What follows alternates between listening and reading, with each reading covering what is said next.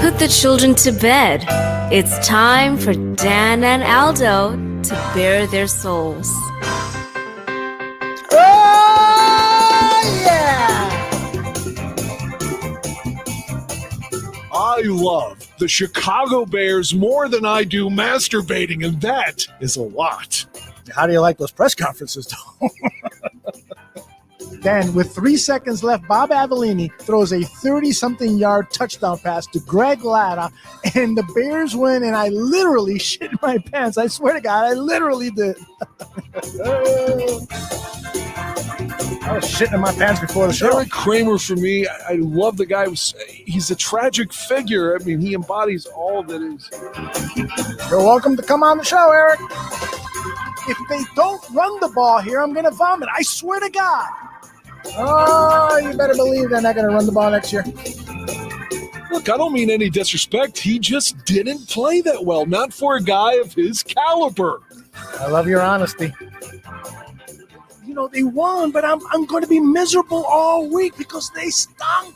I'm miserable all the time. I don't really have any recollection of that at all, but I guess perhaps I blacked it all out. So, Dan, tape is the ultimate tool for scouts and for coaches to evaluate players, to detect plays and so forth. And they spend hours looking at tape, right? Why do they so often get shit wrong? Especially if they are members of the Bears.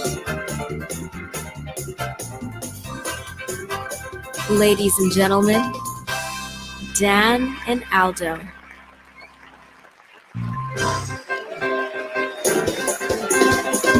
Listen to all those people applauding. They must not know that we are going to dive into that Ryan Pace, Matt Nagy press conference because they'd be booing if they knew.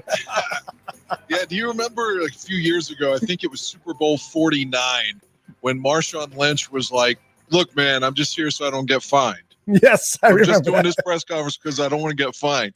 I feel like that's what they were doing. Bingo. Well, maybe not Matt Nagy, but Ryan Pace was just there not to get fined. Oh, my gosh. You nailed that. That is so precise. That is exactly what was going on. It's so ridiculous that this press conference happened because they had absolutely nothing new to share other than Matt Nagy talking about the Sean Desai hire because he did not comment on that. Desai met with the media, and the new defensive coordinator of the Chicago Bears met with the media. So Matt clued us in a little bit about the process. But aside from that, it was just mumbo jumbo. And some reporters tried to get, some more information. But of course, they're not going to talk about players under contract. They're going to talk about moving up in the draft and moving down and so forth. So it was just, but we'll dissect it because that's what we do. We love doing this. We love making fun of those guys, and we'll only stop when they give us a Super Bowl to cheer, right? Harsh indictment from Allen Robinson's agent right afterwards when he said he tweeted something out like, I plead the fifth. So the way I read that was these guys, they claim they love A-Rob, and they've probably made no overtures to actually bring him back since the season ended. Yeah, and I tell you something that I am dying to reveal something about Allen Robinson's agent that I learned, but I just can't do it. Maybe after this whole contract thing is up, and I'll tell you when we're not on camera, but I'm just dying to share it. But I'm sworn to secrecy. But what I didn't tell the person who told me the secret is that there is a moratorium on secrets that I have. So I'll share that sometime soon. Hopefully he'll sign a long-term contract, and then I can share it because it really is kind of a damning thing about, I think his name is Brandon Parker, the agent for the Chicago Bears, and just kind of clues us in that everybody that does this for a living, whether they're an agent, a general manager, a coach, they're all just regular people that make dumb mistakes. They say stupid things and stuff. So I'll just leave it at that. So I apologize if people are saying, fuck you, Aldo, why don't you tell us what's going on? I apologize. I can't right now. Well, if he ends up in Green Bay, then you have to share it. Yeah, absolutely. Absolutely. Absolutely. So what were your overall impressions of the press conference? I know you told me that you listened to the entire Ryan Pace portion, and then Nagy. Excuse me. Nagy. Yes. You listened to. Nagy, like again, if you listen to him, he's a nice guy. Mm-hmm. And I could, especially coming after John Fox, it is refreshing. And in that regard, if he's actually speaking, you feel like he's genuine when he asks you how you are, if you're well, how are your kids, those kind of things. But I still don't think when I hear him say things like, well, we're bringing this guy in from Texas. And I tell you, I don't watch college football, so I don't know anything about it. But he's always talking about, our coaches don't have egos. And every time he says that, my head wants to explode and say, you have the biggest fucking ego of anybody since Ditka. That's right.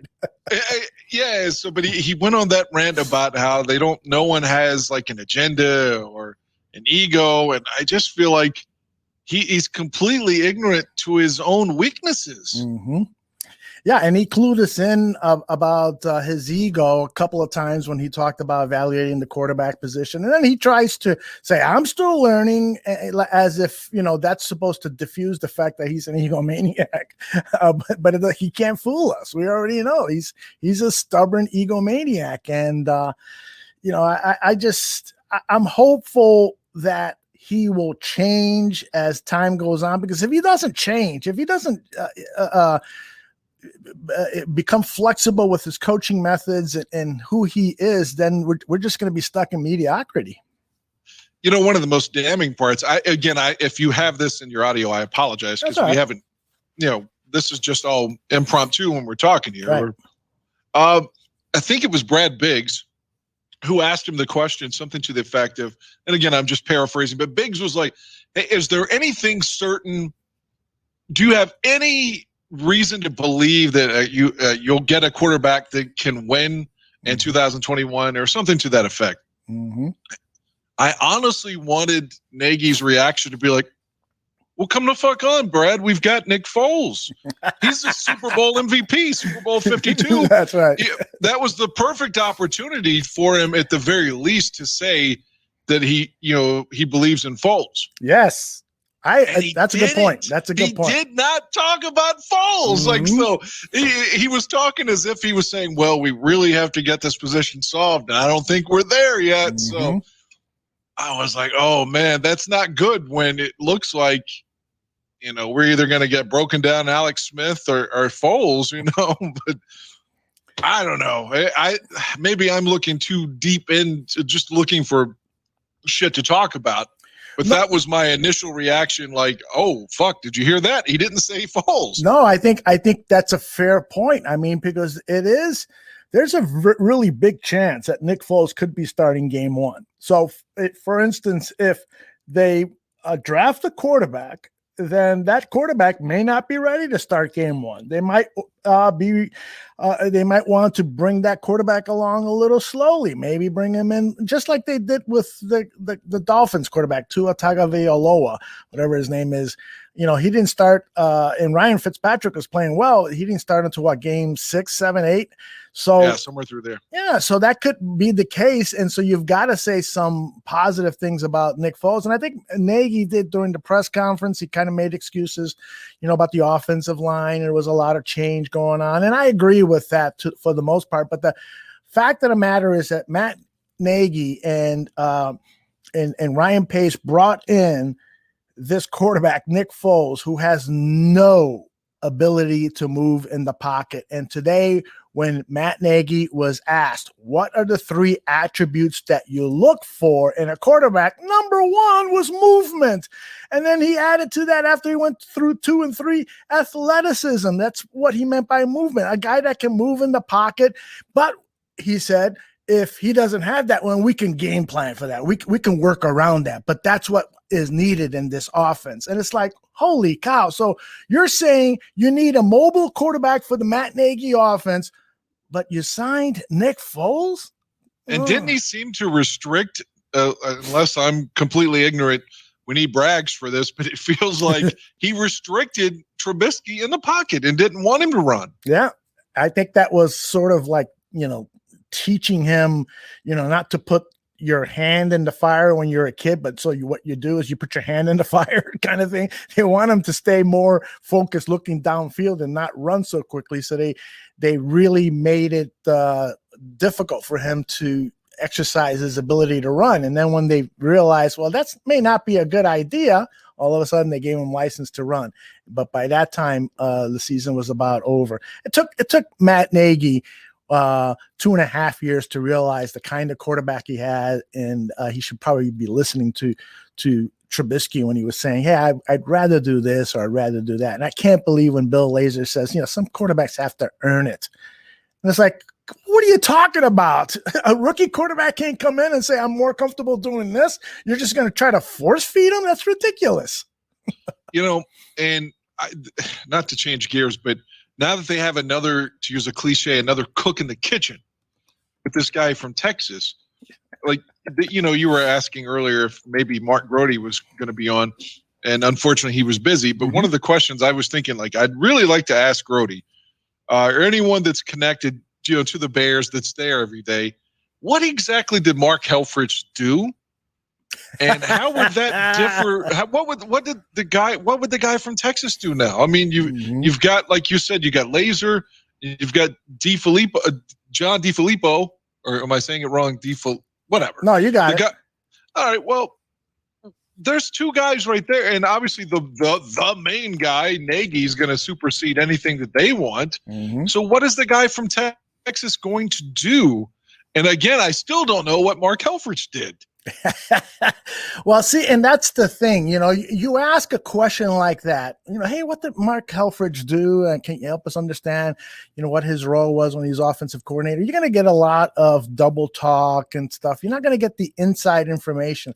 And that's why I wish there was, a hardcore sports journalists, and there are a couple in Chicago, but it's not as what I'd like to see is guys who are just really digging for this information and really getting sources and inside knowledge on what is happening at Hallis Hall, and providing that information for us. Why is it that big news is always broken by the national reporters, the Adam Schefters and the Ian Rappaports and so forth? How come our local beat reporters, they're not the first ones to report that this guy Herman was hired as coach? They're getting it from press releases, or it's Schefter that's reporting it first and stuff. Why? That's a question I'd like to ask Mark Grody or any other Bears beat reporters that when we get in here, help us understand why we rarely see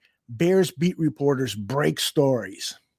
I don't want to make it go into politics yet, and obviously I'm restricted on time tonight because we went on for Tuesday, because it made sense after the press conference and everything. But it's almost like during politics, especially during the accusation was made during W's time and certainly during Trump's time, where the press corps is there to kind of throw him softballs. And in exchange for that, you have access. So it's kind of the same thing. It would appear with the local media, they want to get more access. And so maybe, I'm not trying to call out anyone specific, maybe they don't ask as tough of questions because they don't want their access restricted. And that is true. But I'll give you an example. Jason Leisure has become one of my favorites. He's the Sun-Times beat reporter, covers the Bears. He asks tough questions, man, and he writes scathing articles about Ryan Pace's failures and so forth. And if you look at the video of the press conference when Jason Leisure's name is called out, there's this expression that comes over Ryan Pace's face, is like, oh, this son of a bitch. So there is a little bit of that, but I totally agree with you. I mean, when I worked in the news media, I knew that, that there was, there's this feeling that you don't want to ruffle feathers. Some reporters operate by that. I can get a good tip from Bears people at Hallis Hall if I don't dig too much. You know what I'm saying? So that is disheartening to hear. Now, again, I understand you have to be respectful. You can't just come up there and say things like, hey, Nagy, why do you fucking suck after 3 years? I get that. Yeah, that wouldn't go over well. You have to have decorum. Yes. You can't just call them out and say the things you'd like to say. I get that. But it does, like to your point about all the Bear stories seem to be broken by big reporters, with the exception of La Canfora, because every time he would have a Bear story, it would always inevitably end up wrong. That's right.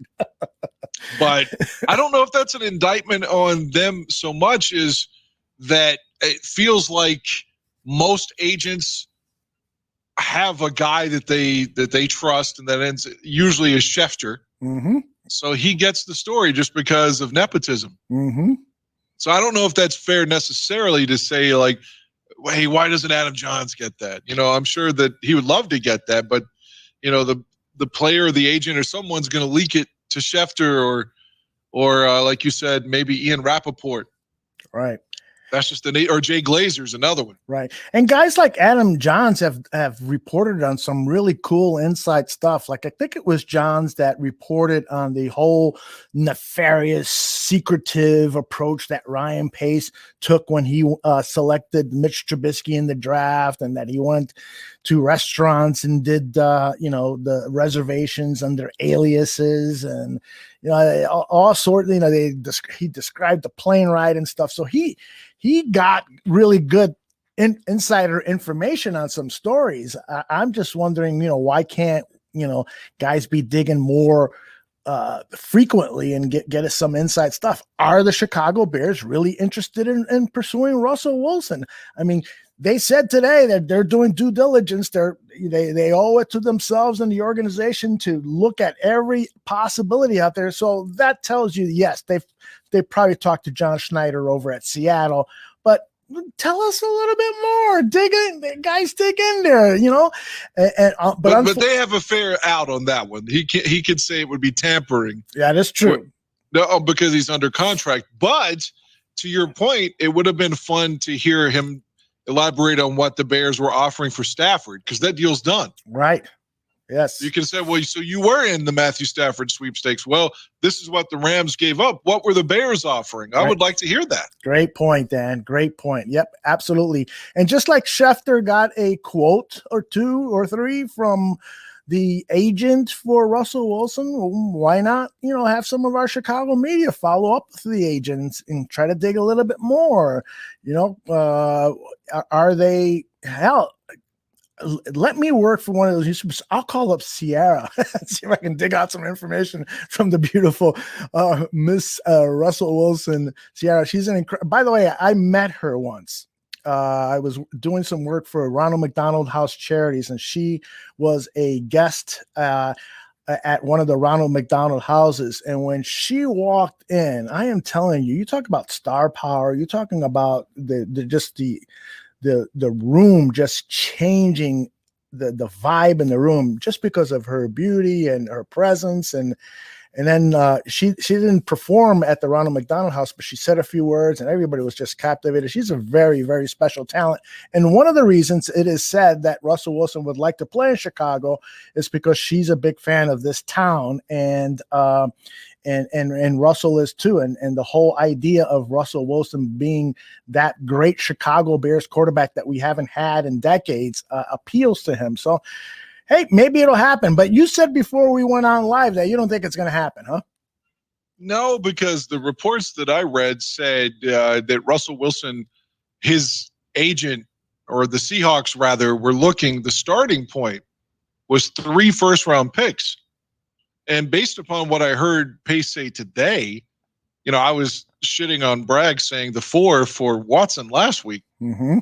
But it seemed like Pace confirmed that when he was like, look, we can't give up too much. Again, that's a paraphrase, not a quote. So he wants to make a trade, but he can't give away the farm, to use a cliche. So to me, I don't know if he's willing to give up 3 first-round picks then for a guy that's going to be 33 soon, right? Yeah, it's going to be 33. But, if you protect Russell Wilson, he could be like a Tom Brady. He could play into his early 40s. The question, though, is, Francis Asbury Tarkenton, you remember him, right? Quarterback of the Eagles and then the Vikings. He played into his late 30s, and he's a very similar quarterback, just scrambling and running for his dear life. And finally, he'd hit an open receiver. That's similar to Russell Wilson. If I remember correctly, Tarkenton played into his late 30s. So I can see Russell Wilson still having another 70 years in this league. I think Fran had a severe injury in 78, which required him to retire later on that year. So I don't even think he was looking to retire when he did. It's just his body gave up on him. You know? And those were the days when you got sacked by a defensive lineman. He not only sacked you, he'd bury you about 6 feet deep. So it was a different time. Real quick, something fun to reference that I watched recently. I was watching after Fran lost Super Bowl 11. Literally the next week, he went and hosted SNL. Is that? And, how do you remember that? I watched that recently, and like there were so many like bits where Fran just has to say, like he said like 3 times, like I can't win the big game. I mean, obviously, and they had a sketch, if I remember correctly. I watched this like 2 or 3 weeks ago, and it was like Super Bowl 12, the Vikings lose another one. You know, he's like, we'll get back again and lose another one. It was great.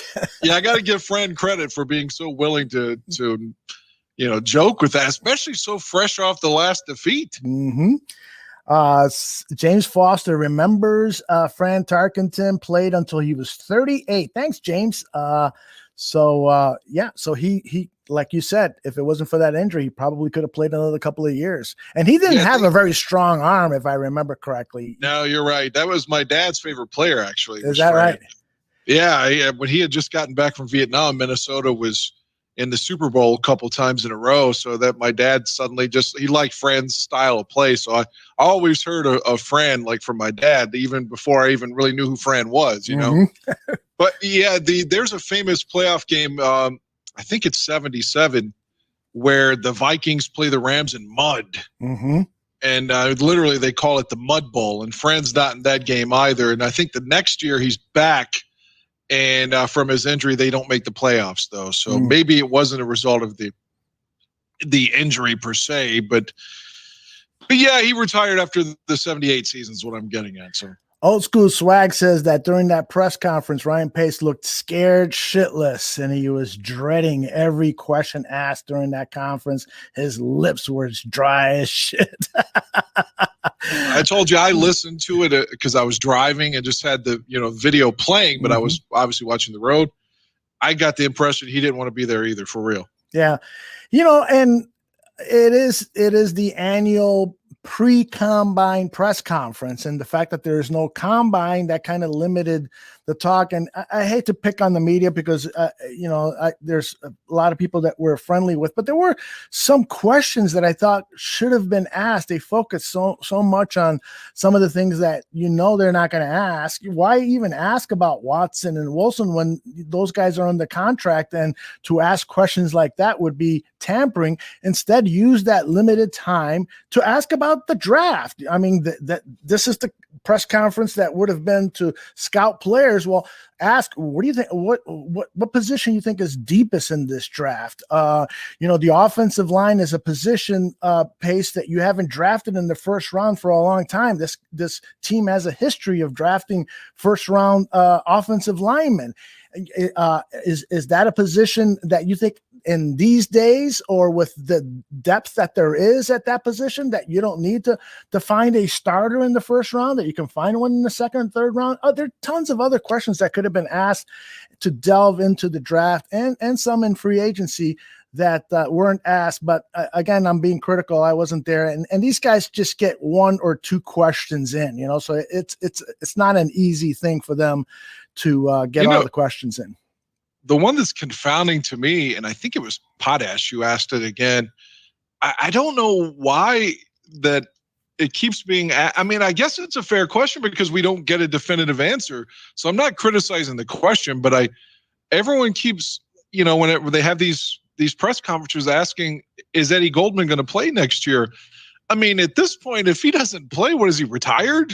I mean, if he's not playing in 2021, he's not getting fucking paid. That is correct. I think it has to do with health, because I think there's a history of diabetes in the family, and so that made him high risk for contacting COVID, or if he contacted COVID. Well, you got 3 vaccines now. Yeah, well, and And I think that Ryan Pace, although he didn't declare, yes, Eddie Goldman will be with us next year, but he did say we're looking forward to seeing him, which I guess means Eddie's going to play. So it was kind of weird, Pace just, I wish I could give Ryan Pace some media training classes. I don't know.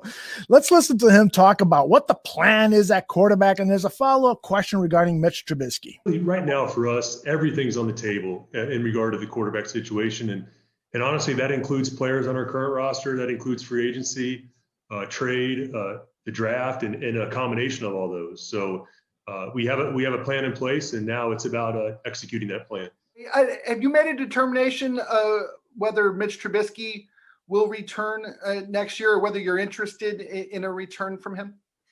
Yeah, again, that's going to be part of our offseason plan, and we're not going to lay all that out right now, Pat. It's just those are all internal discussions we've had, but I would say again, everything's on the table with all the quarterbacks.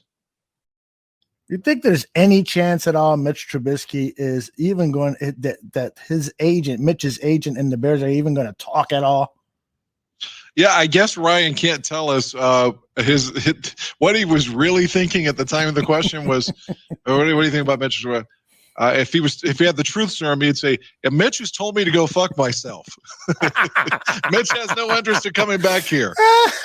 Mitch does not want to be with the bald coach Nagy. He does not want to be back here at all. But yeah, he's so non-committal on Trubisky there once again.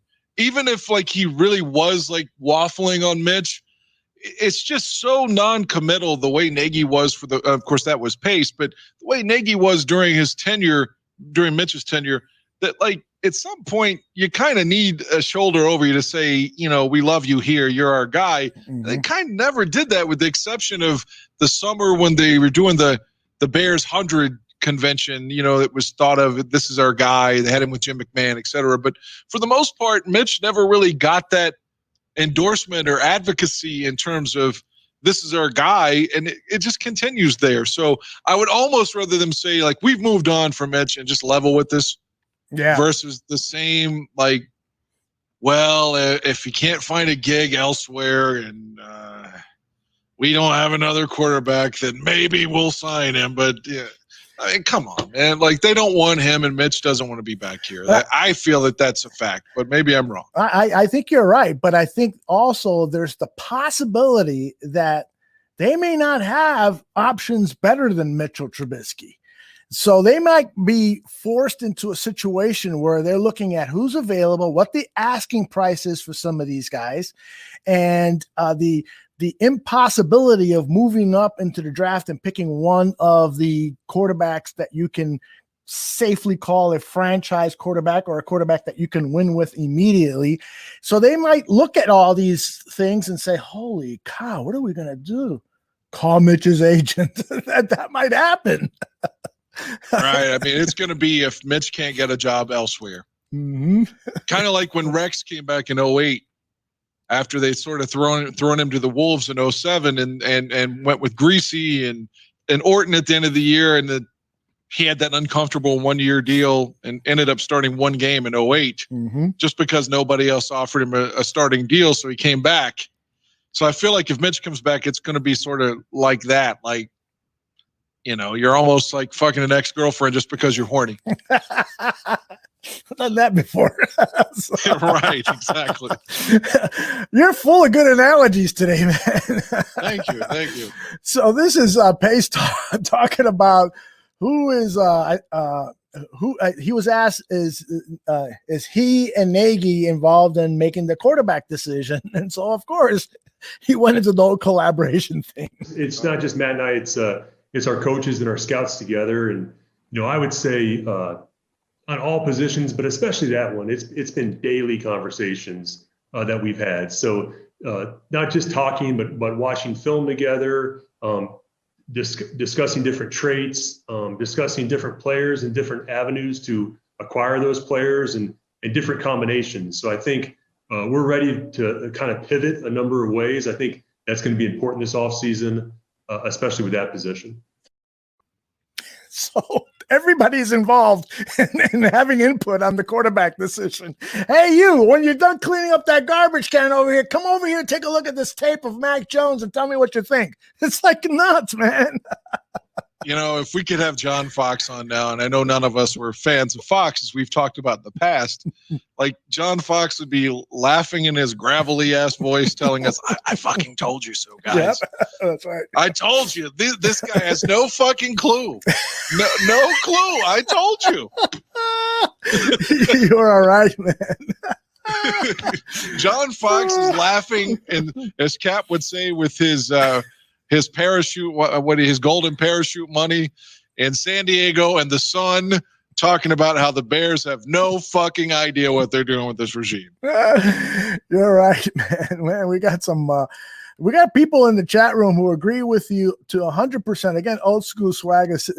Pace is so full of shit. And Ron Rupp now says that the Bears have a plan. They sure are doing a good job of keeping it secret. But, you know, that is one thing that is important to note. Yeah, they have to keep it secret. I just wish that they were telling us something that could give us some hope. You know, it's like right now you listen to what happened there and it depresses you because they are in a deep hole at this quarterback position because of mistakes that Ryan Pace has made.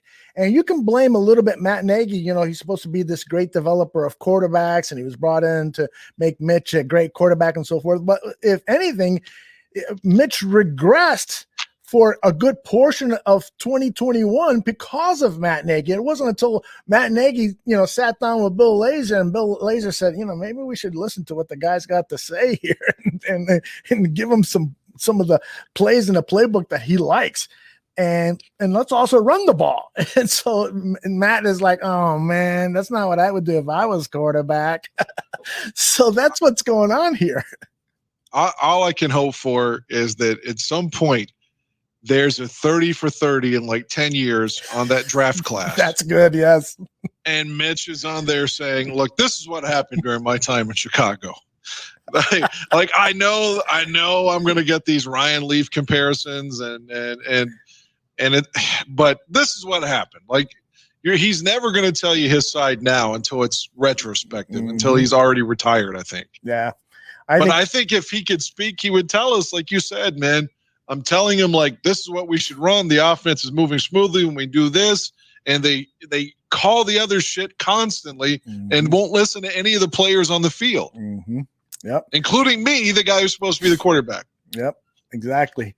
There's already been talk in the chat room about what Pace said regarding Akeem Hicks and Fuller, Kyle Fuller, 2-star defensive players, and he did not make a commitment that those guys would still be in the roster. I think I've got the question and the entire answer here, so let's take a listen. Yeah, without getting into specific players, Clearly, I did not have the question, but he's being asked specifically about those two players. Yeah, without getting into specific players, I think, you know, this is going to be a year, Mark. You guys know it's going to be about adjusting, and we're not the only team in the league dealing with these circumstances, and everyone's prepping for a tighter cap.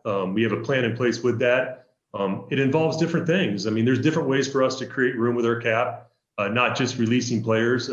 That's a hard part of the business. We had a difficult decision with Buster yesterday, and there'll be some decisions to make. I think you're going to see more of that around the league than you've ever seen. But we're prepared. We're expecting a cap to be about 180. So we're prepared for that, and we'll operate accordingly. And he wasn't being completely honest there, because I think there's some money from 2020 that they can roll over into 2021 for their cap. So while the cap is, I believe it's at 185 for this season, that is the top, but there is people might have more money available if they had $20 that roll over into 2021. Like, so for instance, there are some teams like I want to say Pittsburgh Steelers, according to Andrew Brandt, who were 60 million under last year. And so they can kind of roll that over into this year. So, so he wasn't being completely honest there or forthright. So when we talked about, not to cut you off, saying I think it was last week or maybe the week before we were speaking about this. If the obvious follow-up there, again, we were discussing that maybe the person listening isn't even focused on the other person's question. Yes. Because you're just worried about getting your own shit in. Right. But the obvious follow-up would be, well, Ryan, do you think that is there any talk or any thought potentially of extending these guys and reducing their cap hit this year? Right. You know, like, because he said he wouldn't commit to them being there, but at least you'd like to have him on the record saying that's a possibility. Mm-hmm. Yeah. That maybe you could extend them and have them there, especially Fuller. Mm-hmm. Although it wasn't his pick, he's still our pick. Mm-hmm. And he's still playing. And I love Hakeem, but Kyle Fuller's playing better football at this point than Hakeem is. I totally agree with that. And I'm a huge Hakeem Hicks fan. Probably when he retires is when I'm going to buy the jersey, because I have this thing that I don't buy jerseys or prize jerseys. This one was a gift here. The one behind me, Dick Butkus. I don't prize jerseys unless, you know, it's players that have finished their careers or are near completion of their careers. And I can say this guy had a great career, as opposed to, you know, like you've got. Yeah, I've got all those jerseys. But you mentioned Butkus. Is Butkus in good health nowadays? I mean, I saw like footage of him when Sayers died, and he didn't look too good. You know, maybe it's just because he's down because Gale died. But I wonder, do you know, has anyone heard about his health? Is he struggling, or he didn't look well? I have not heard anything about his health. You know, he's getting up there in age. Let's see, how old is he? Age, rookie in 65. You have to figure he was in his 20s already. Yeah, he's 78 years old, and so has a lot of wear and tear on that body. So I don't know. I'll ask Mike North tomorrow, because I think he's had some interaction with people who know Dick very well. So I'll see what North says. That's who Mike North ought to get on the air, man. That would be the coup of coups. Yeah. Oh my. That would be like a January 6th coup. Which the FBI today, by the way, said was not Antifa, by the way. That's right. Chris Ray, under questioning, said it was not. Well, we'll talk politics later, or maybe maybe next week. Alex Sims says, can you guys talk about the fact if Alex Smith wants to play, he might come here? Him and Nick Foles are the same players. And I totally agree with you, Alex. I don't see Alex Smith coming here. A lot of people have said, you know, let's bring Alex Smith in and have him be the starter and work as a bridge quarterback. In fact, I met with Danny Shimon today, and he said that. And I said, but Danny, they're the same quarterbacks. They're both immobile quarterbacks who are and one's coming off a compound fracture. Exactly. I mean, Alex Smith was very athletic before the compound fracture. He was that type of athletic quarterback that Matt Nagy loved to have, but he's not that quarterback anymore. So week to week, you don't even, like I said before, we were talking about this last week, he finished week 17 fine. Last season when they beat Philadelphia on Sunday Night Football, and because of just the wear and tear of how hard it is for him to get ready coming off that injury, he couldn't even play in the playoff game the next week. The playoff game. Yeah, exactly. So, I mean, if you brought this guy in, he's got immense heart. He's got so much heart and perseverance. Love the guy. Yeah. It could be a film. But, you know, in terms of how old he is, and he's got to be 38 years old, got to be. And coming off that, like, let's say the Bears could win week 1 with that. There's a chance he wouldn't be able to play in week 2. Because his legs just sore. Yeah. So why would you bring him in? But, you know, that was a good question by Jason Leisure today. And again, if you have the audio, I apologize for stepping on it. But he asked Nagy, is it difficult for you to, and again, this is a paraphrase, is it difficult for you to evaluate a quarterback or separating your experiences of who he was then when you had him versus who he is now? Which to me was obviously a reference to Alex Smith, because, hey, you're in Kansas City, but, hey, that's not the same guy anymore.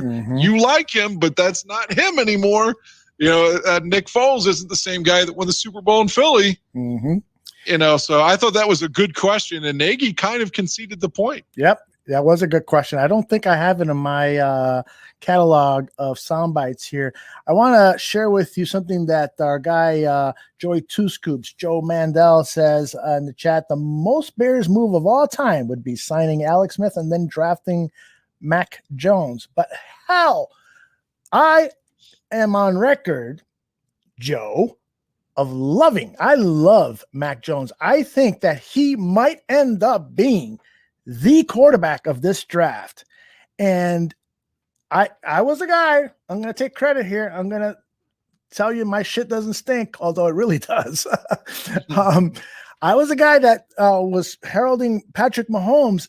This year, my quarterback that I'm heralding, last year was Jalen Hurts, and this year it is Mac Jones. I really believe that he has the capability to be an outstanding quarterback. Yes, he doesn't have that athleticism that Matt Nagy was talking about that he desires in a quarterback, but this guy is accurate with his throws. He's got a good arm, and he is smart. He is damn smart.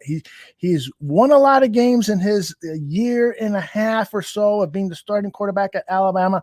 I love the kid, and if the Bears can move up into the top 10, because I am certain he will be drafted in the top 10. If the Bears can move up and draft Mac Jones, I'd be one happy SOB. I'm telling you, man.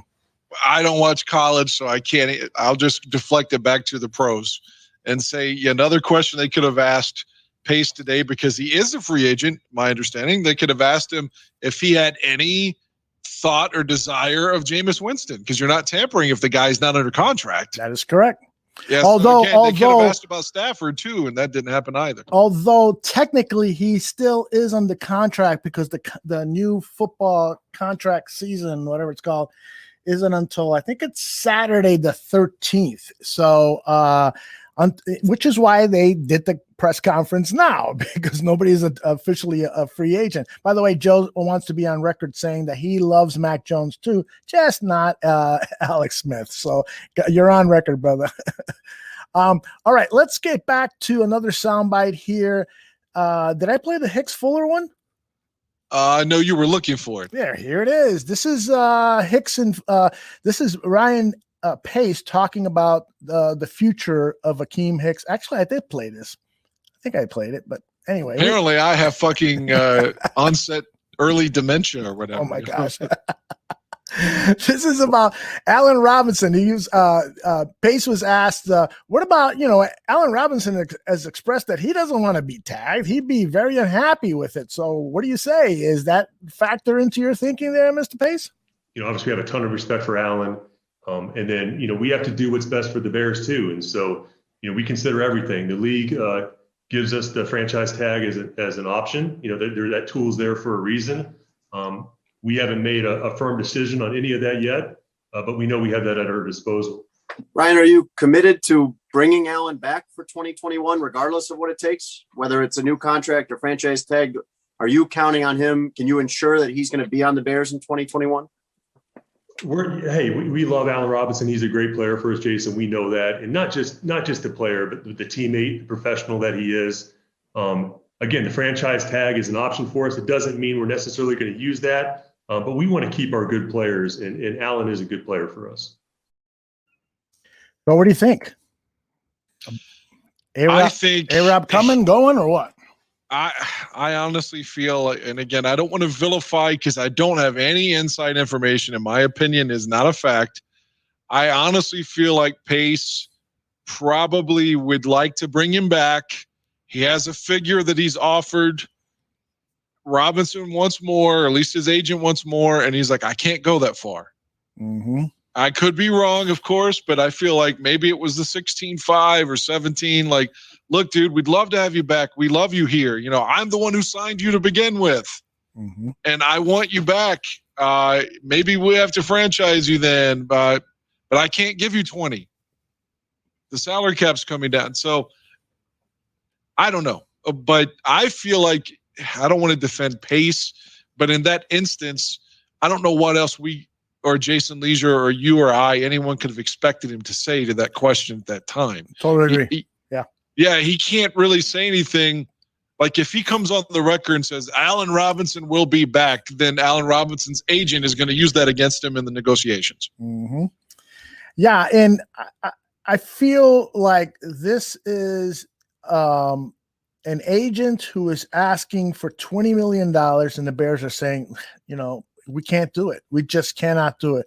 To give a $20 million contract to a wide receiver is not how our model of finances is. We give the top dollars to the defensive players, and we feel that we can get good offensive players to support the quarterback through clever deals and clever negotiating and so forth. I feel that that's what they're thinking of with A-Rob. And so they're trying to get a bargain out of him. And so he's going to be franchise tagged. And the big question then is A-Rob going to show up to work, or is he going to then demand the trade, kind of pull Deshaun Watson and who knows, maybe Deshaun Watson comes to Chicago, A-Rob goes to Houston, and lots of draft picks and all sorts of other stuff happens. So who knows? Man, it's frustrating. I'll tell you that. We didn't, another question we could have, and now I'm nitpicking, but we could have asked Ryan Pace, we being just anyone that cares about, what's happening with the Bears. But obviously we're not in the press corps, but former Chicago Bears head coach Dave Wanstead said he would have released Anthony Miller after the postseason game. You've had some time. Is Anthony Miller going to be back? Or, we're talking about a guy that never criticizes anybody in Wandy. And he says he would cut him. Like, what's your reaction to that? You drafted him. I would love to hear him extrapolate off of that. You could ask that without being condescending or adversarial, I'm totally with you. That would have been one of those really great questions to ask is, you guys, you talk not only about collaboration, but you talk a lot about culture. And clearly the actions by Javon Wims and Anthony Miller went against the culture that you say you're building or have built. So why are they still on the roster? There's been, maybe phrase it a little differently than that, but what was your reaction to their actions this season? And could they, potentially not be on the roster? Figure out a way to say it that perhaps is a little bit more respectful, but I think that would have been a really good topic to talk about because those guys, just really hurt the team with their behavior on the field. Tony Moy says Miller and Wims are gone, and I wouldn't be surprised. I wouldn't be surprised. I wouldn't be surprised if they're back, though. You wouldn't be surprised, huh? No, I just feel like this regime doesn't really hold anyone accountable when they make mistakes like that. Mm-hmm. Wims was, targeted in the biggest sequence of our playoff game after what happened in week 8. Mm-hmm. So, and Anthony Miller, you obviously traded up to get him. So I could see Pace saying, I need to be proven right on my draft pick. Exactly. So I'm going to give him every opportunity to validate my pick, especially when I'm being scrutinized the way I am in talks of losing my job. Well, you're just coming off the last off season was all about correcting Ryan Pace's mistakes. You drafted a tight end in the second round because the other tight end you drafted in the second round, Adam Shaheen, was a bust. Right. You signed a free agent quarterback to come in and compete with the quarterback you drafted with the second overall pick that you traded up to. You signed a veteran quarterback to compete with him because that quarterback that you drafted and was supposed to be your franchise quarterback wasn't working out. And on and on. There were just so many things that happened last year to correct mistakes. And so if they have to correct the Anthony Miller mistake, it's just another notch against on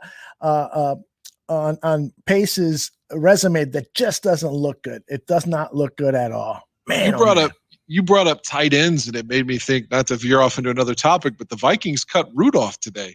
Kyle Rudolph, yes, a veteran. Hey, man, that guy's killed us forever. I'd love to see him come over. Yeah. Now, I got a feeling that they're going to renegotiate Jimmy Graham's contract and that Jimmy Graham is going to be around. Here's something that I saw, and I wish I would have written down the source, But there is word that one of the reasons Russell Wilson might be interested in coming to Chicago Bears is because he and Jimmy Graham are really, really good friends from their time together playing in Seattle. And that Jimmy told him, this organization is great. They've treated me really well. There's a lot of respect. I like the coaching staff, the locker room is good, and so forth.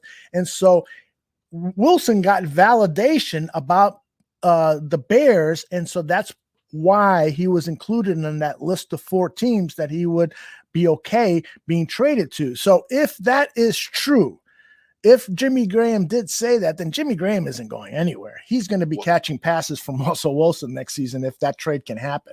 Yeah, I mean, he did well. Like, again, it felt like that the Bears didn't utilize him as much as they should have in red zone situations. And even so, he had like 8 touchdown receptions. I think it was 8. Yes, right. And he caught the one at the end of the playoff game as well. So my comment wasn't a jab at Graham as much as that Rudolph has been an exceptional player against us for so long that I would love to throw him out there against the Vikings. But the Graham, what you just said, somewhat surprises me, only in the sense I remember in the middle of the season when they were like, well, Bill Lazor's going to take over the play calling. And they asked Jimmy Graham like what he thought about it. And he had no fucking clue. He's like, really? I didn't know who was calling the plays this week, unless he was just being, stone-faced or something and not wanting to talk about it. It felt like he was so disconnected from the situation that he had no idea who was calling the plays. So I thought when I heard that, I was like, man, it's a dysfunctional team again. It's Mark Trestman 2014 when the players don't even know who the play caller is. Eric Alley says, why would Anthony Miller be gone? He's on his rookie deal. He still has potential. And I think, Eric, the issue is this is his 4th year. Typically, the theory is that by year 3, a wide receiver should come into his own. And so he's just shown flashes. He had a really good rookie season that was marred by that shoulder injury. But there was definitely a regression in his second year. And then he had a year in his 3rd year, that year that should be a breakout year for a wide receiver. He was beaten for the starting position by a rookie, Darnell Mooney, a 5th-round rookie. So it was clearly his performance in 2020 was disappointing. And with the altercation that he had with that Saints player, it just means that maybe his head isn't right. I'm not saying get rid of Anthony Miller, but if he doesn't, no, but Dave Wanstead said that. That's right. Dave Wanstead, the great Dave Wanstead. Dave Wanstead said you have to show leadership and you have to show your team that you're the boss, and sometimes that means you have to release people. Black Rain says, how is Miller a mistake when half the time they didn't use him right? I saw him play in college. He played outside, not just slot, like how Bears used him. Also, how many times did Mitch overthrow him? And Black Rain is right. There are several issues involved with why Anthony Miller did not play to his potential, but it's Wani that said get rid of him, and that was reacting to Miller throwing that punch in a playoff game. Right, because he said he was talking about that if you're really focused in on your culture, the way you propagate this myth, then when your culture's in question, then you have to have your actions back up what you're saying. And by not punishing this guy, you're allowing others to say, well, I can do what the fuck I want. I mean, not even punching a guy in the playoff game gets you cut here. Right. That's right. We got where is it? Do you think, Rock Davis, you do think if the quarterback play was better, he would have been better? And I agree with you, Rock. Quarterback play has definitely been an issue. That's what Brandon Parker, Allen Robinson's agent, is telling the Chicago Bears right now. My guy has caught, on average, 100 passes over the last 2 seasons. He would have caught 120 if you had a quarterback who would hit him or find him when he's wide open. So there's definitely some truth to that. There's no doubt about it. Well, yeah, I mean, that's true. Obviously, if the quarterback play was better in both of those instances with Anthony Miller and Robinson, but all we can evaluate is what we can evaluate. And the tape that he's put out the first 3 years, if everyone wants to call Mitch a bust because he was the second pick in the draft, then okay, then that's one you have to hold Anthony Miller to a similar standard. He's a second round pick. You traded up for him. So or was it second or third? He wasn't a second, right? Second. Yeah. So I mean, he has underperformed. Yes. He's underperformed. Like you said, Mooney took his job last year. Mm-hmm. A 5th round pick, a kid. And yeah, I root for Miller when he was playing. Like he had the big catch against the Lions in week 1 and the Falcons in week 3. Mm-hmm. But that's all he did all season. Got a great comment here from D.H. Harrion. I'm just guessing there in the pronunciation. So he says, the more I watch the Bears, the more I think Nagy was Pace's biggest mistake, not Mitch Trubisky. What do you think about that? I can't disagree with that at all. As I've told you, I feel like Nagy was hired because he sold himself as being the guy that could, hey, you drafted this kid. I liked him too. Mm-hmm. We liked him too. So yeah, I could be the guy that develops him. I love Mitch Trubisky. So I think he was hired like he was the guy that sold himself to be the man who could make Mitch great. And for obvious reasons, anyone's going to say, hey, I just drafted this kid second overall. Like, I want him to be great. I mean, anyone would say that. That would be fair of Pace at that time. Mm-hmm. So that's how he got hired, and he failed that miserably. Yeah. Joe is back, and he says, did you guys talk about the rumor that the Bears apparently have a massive trade package on the table for Watson? What are your thoughts? Have you heard that, Dan? I have not, except in Twitterverse. I mean, if it feels like every week there's a rumor that the Bears are trading for this guy. It's a done deal. Sources have claimed. Yeah, I'm not buying into this shit until it. What's the rumor? I think where it comes from is Louis Riddick and some of the other people on the show Get Up with Mike Greenberg, ESPN show, have said that this is the time to pull a trade. The Texans should be pulling a trade with the Chicago Bears because the Bears are clearly desperate. And this is the time you should take advantage of a team that they will give you whatever you want for the quarterback that they want.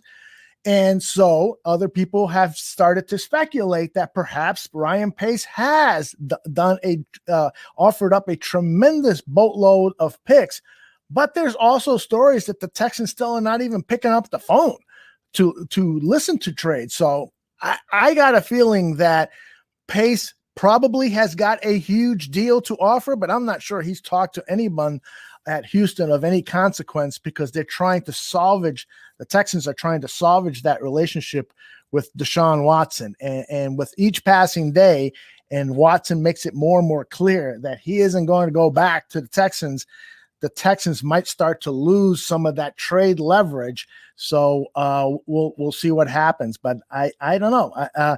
What's too much for you, Dan? What's too much to offer? The 4 first-round picks that Bragg said last week, and he's not here to defend it, so I don't want to assume like I'm ridiculing it because I'm not. I just disagree with it. 4 first-round picks is crazy to me. Mm-hmm. That's just my opinion, though. I'm not saying his opinion is invalid. But like to me, like 4 first-round picks is maybe for Rodgers. Mm-hmm. I mean, I don't like Rodgers, obviously, and I don't want him to be a Bear. I didn't want Brett Favre to be a Bear. Mm-hmm. But I could understand it based upon, even though I could tell you they loses in the playoffs every year, but I mean, the guy's like 44 touchdowns and like 5 picks or whatever. Like to me, that warrants, and it's not just an aberration. It's like every year. Yeah. Like I could see giving up something crazy like that for Aaron Rodgers, but not for Watson, whom again, I've pointed out, has never done anything. I mean, he did at Clemson. I'm not taking that away from him, but he had a good team around him. He had a solid defense. At the time, J.J. Watt was incredible and was at the top of his game. Whitney Merciless, and they had a great wide receiver. Mm-hmm. And all they could ever do was get to the wild card game. I think one year they got to the second round. And I know he was young, but I'm just saying, like, he was on a team that was surrounded by good players, upper, like, I don't want to say great, but really solid players. Mm-hmm. And they didn't win. So now you're going to bring him to a team that's, how many good players are going to be on the team if you trade for him? Right. You're going to have to give up your good players and draft capital, I guess I would think Russell would be cheaper than Watson because of their age difference. So I would almost be willing to trade for Russell before I would Watson, because Watson's going to command more. But then again, if you could get 2 first-round picks for Matthew Stafford with and I like Stafford, like I've said, but all the injuries that guy has sustained, and he's in his middle 30s too, then goddamn, like Wilson or Watson probably would be 3 or 4 first-round picks. And I think that's too much. Yeah.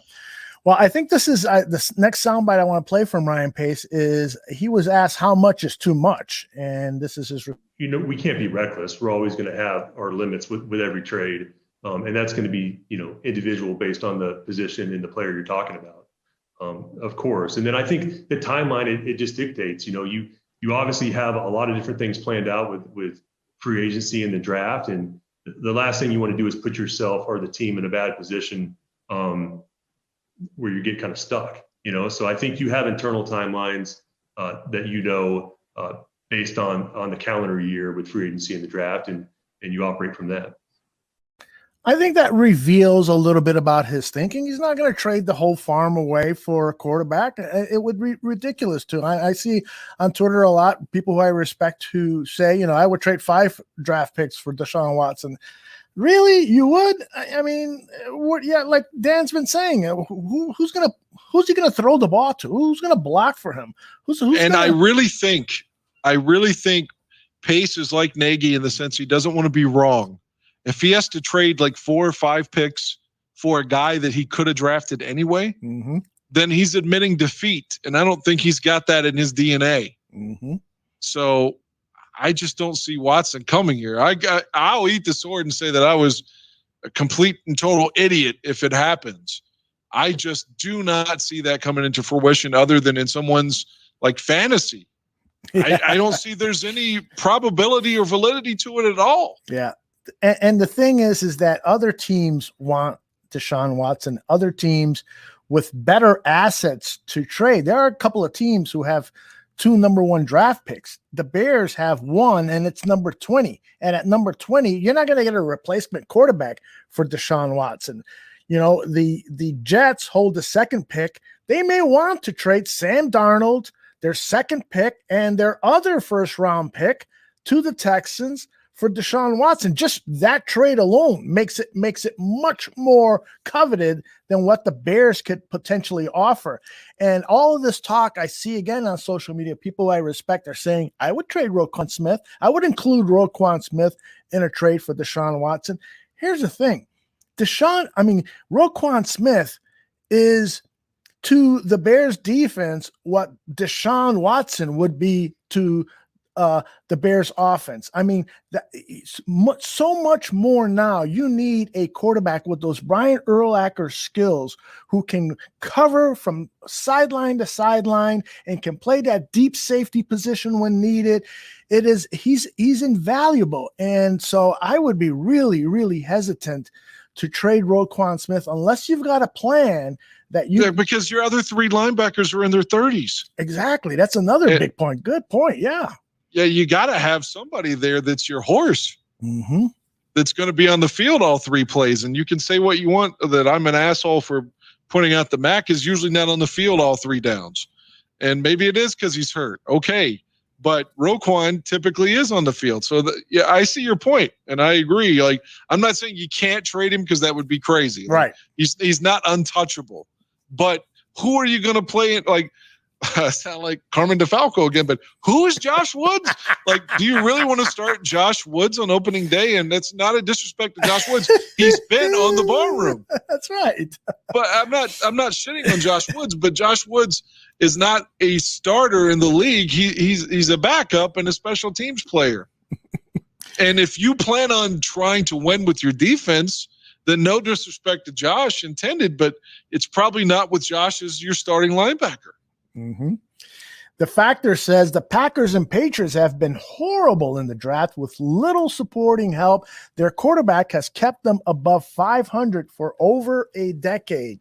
So, okay, we can analyze that. The Packers have only won 1 Super Bowl with Aaron Rodgers, and it's because of Aaron Rodgers that they have won so many division titles, but they haven't won Super Bowls. And so there was this whole argument this year is, here was Jordan Love, didn't even dress for a game. If they would have used that first round draft pick on another wide receiver or a depth lineman, so when David Bakhtiari went down, they would have had another offensive lineman of quality to put in there, or somebody who could have helped Aaron Rodgers win that championship game. So there's that argument. But the factor, I will concede that, a great quarterback like a Tom Brady, like an Aaron Rodgers, they're going to win you a lot of games, even. But I don't think Watson's in that category.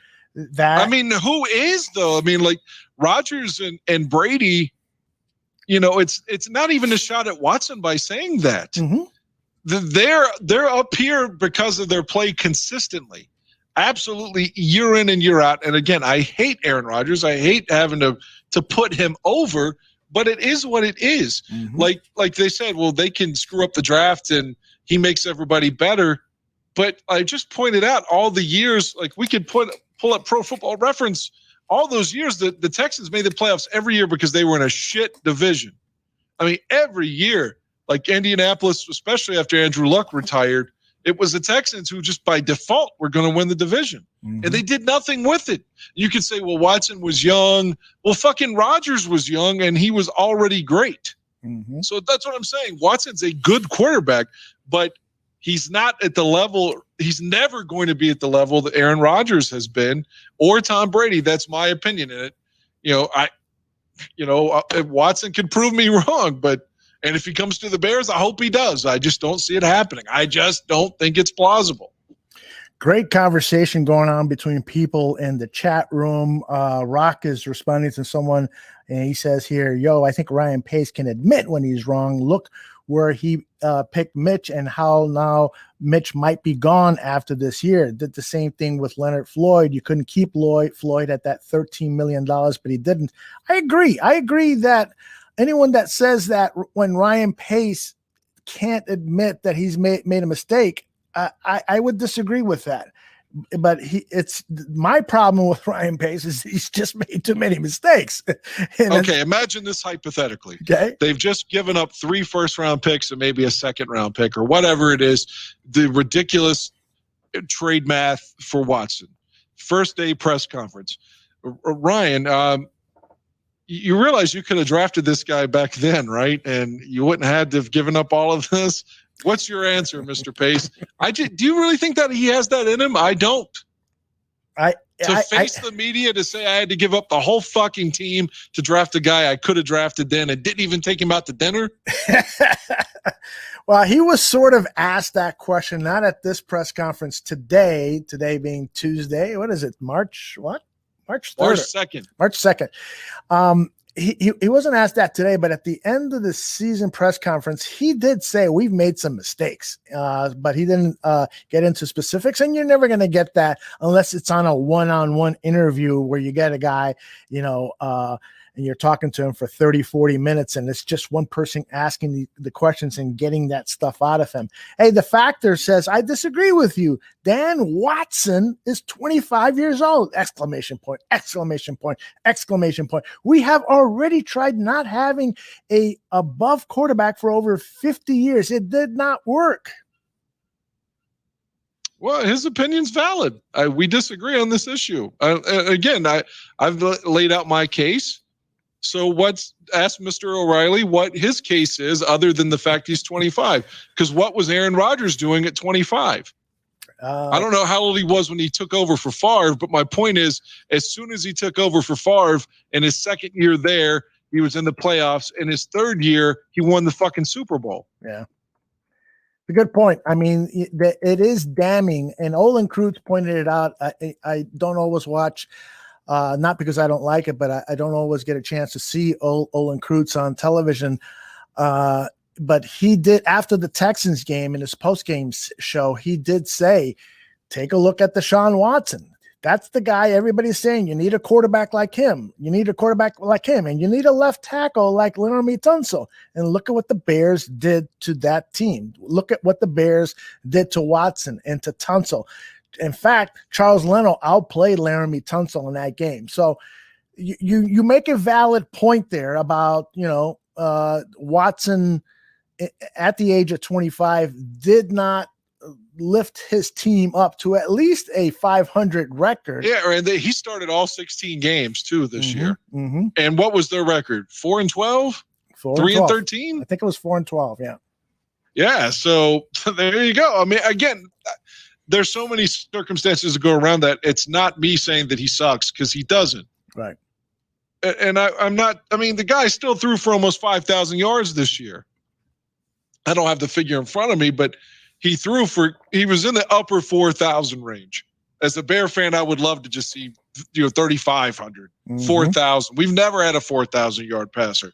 So again, the point is taken that he would elevate us, but I don't. For the people that didn't like Cutler, we've done this already. Well, we traded at the time what seemed like a lot, 2 first-round picks and a third, and Kyle Orton for basically Cutler and Johnny Knox, because they got a 5th-round pick back. But again, when you made that trade, you didn't have any other assets around him, and we saw, for the most part, when Lovey's defense got old, and you had no defense, and you talk about a guy that was on the team and didn't have anybody around him for a lot of that time was Jay. So that's what I'm saying. But we've already done that. So do you really want to bring Watson into the same scenario that is proven it didn't work when we traded for Cutler? And even if they don't like Cutler and they say, oh, he was an asshole, nobody can come on this fucking network and tell us he didn't have talent. No one can come on here and tell us he didn't have a fucking arm or the ability. Sure. So even if they didn't like him, he was good. Like, did he win enough? No, but he was good. And so do you want to bring Watson into the same scenario when Jay was here, when you didn't have anybody around him because you have to trade everybody to get him? That is true. I do think that right now the roster, well, it depends on what you're going to trade. By the way, Eduardo Miguel says, according to league rules, you can't trade 4 first-round picks, only 3 maximum. Is that true? I know that the NBA had a rule like that. I hope it's a rule, because Greg Braggs will trade them.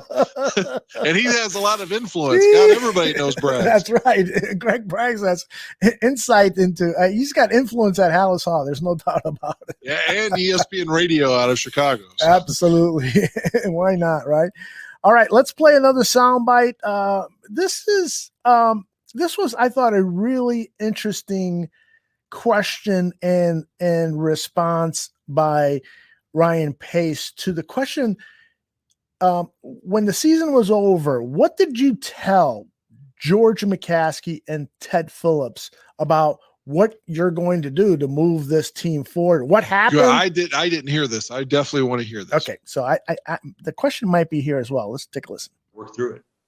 Big picture, when you guys sat down for those meetings in those couple days after the playoff loss to kind of chart the future and express your vision, what was important for you to emphasize to George and Ted about how you were going to clear this hurdle, clear this hump, and have this football team playing championship football again? Yeah, I think, you try to take out the emotions right afterwards, Dan, and just kind of go through it. But I think you first got to understand the reasons why. Like, why are we in this position? And that takes some time. And it took some weeks after the season to meet with the staff and kind of our end of the year meetings and go through that. So it wasn't like everything is solved the day after the season. We have to diagnose where are the areas we want to improve and what's realistic. And I think we've done a good job of doing that. Now it's just using this offseason to attack that with the resources we have. And I think when you have continuity on the staff and you have a personnel department, a coaching staff that's been together for as long as we have, I've seen it in other organizations. That can be a strength. We're united, we're on the same page, we see things the same way. And now it's just about attacking it together. And that's what we're doing. And we're excited about doing that in the coming months. I don't even know why I wanted you to play. I don't know why he said the same thing that they always say. Like, I almost found myself like looking at my phone and not paying attention. I was like, no, listen. Like, I was looking at a text and not. I almost just blocked him out because he's saying the same shit. Oh, well, we've got teamwork and we're going to be together and we're going to work. We're collaborating. Heart 4803 says, you are the reason we're in this position, Ryan.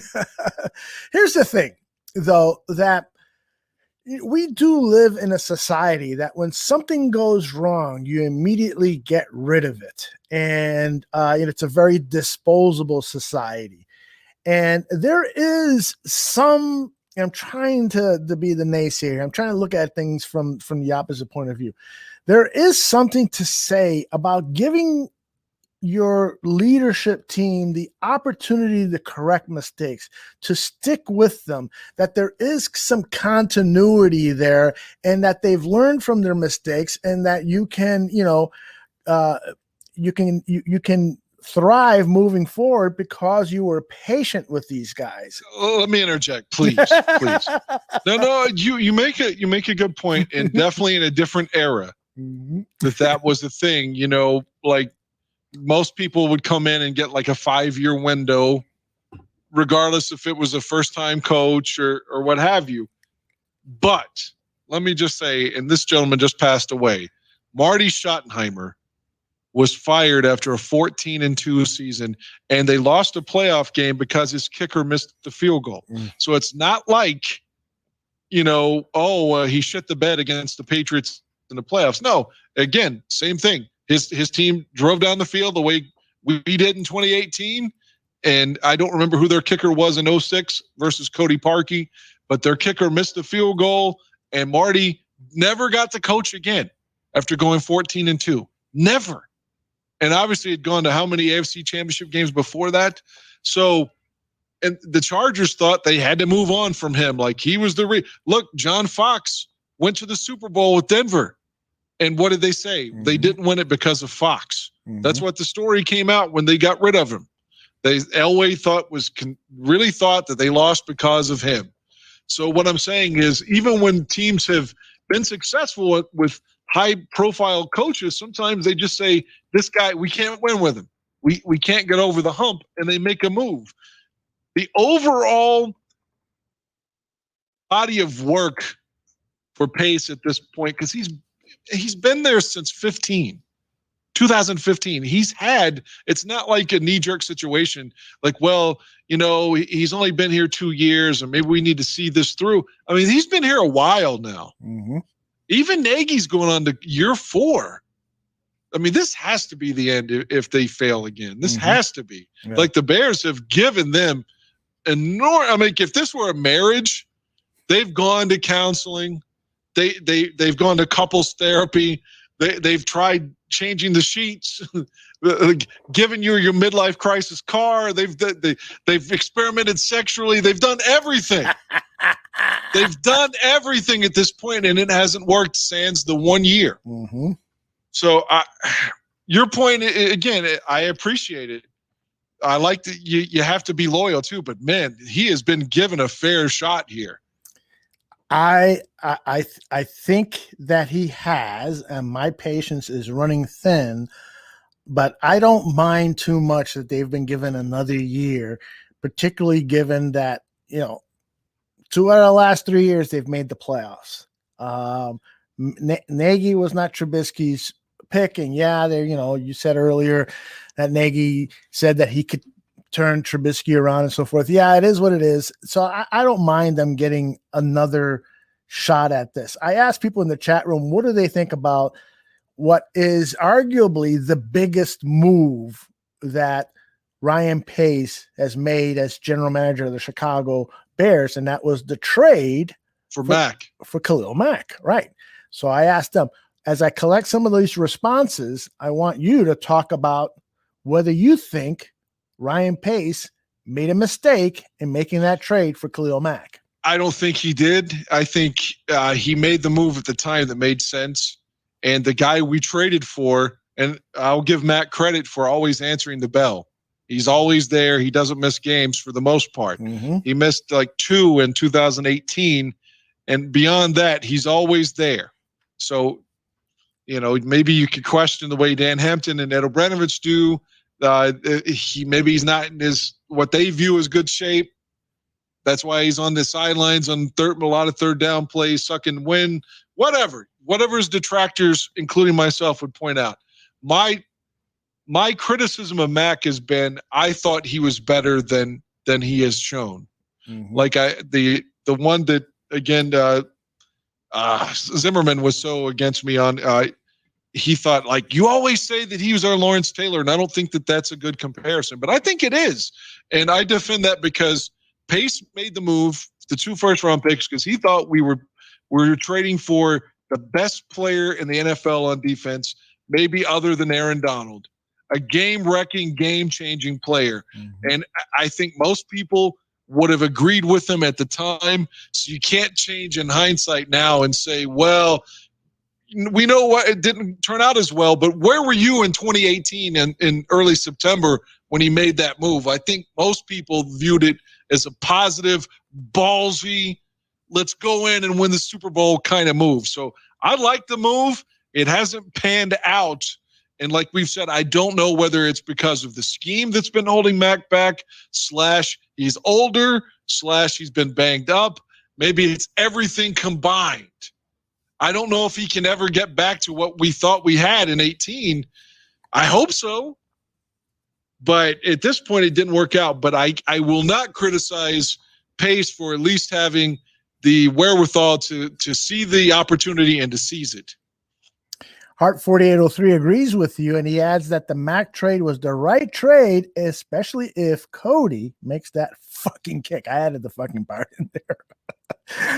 Yeah. And again, how would the organization, how would they have viewed Trubisky differently if the story of that was he led the timely drive, the big pass to Allen Robinson, and they kicked the field goal.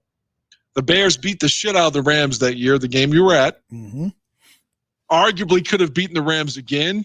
Jared Goff had no answer for them, and I hope that continues now that he's a Lion. Mm-hmm. But arguably, you're going to go to the NFC Championship game. It's not a stretch. So now you're talking about your guy is 1 game away from the Super Bowl. Maybe then he doesn't have this tsunami of bad press. Everyone's saying he's a bust because remember, people were saying Michael Lombardi was saying he was a bust when the Bears were winning games in 2018.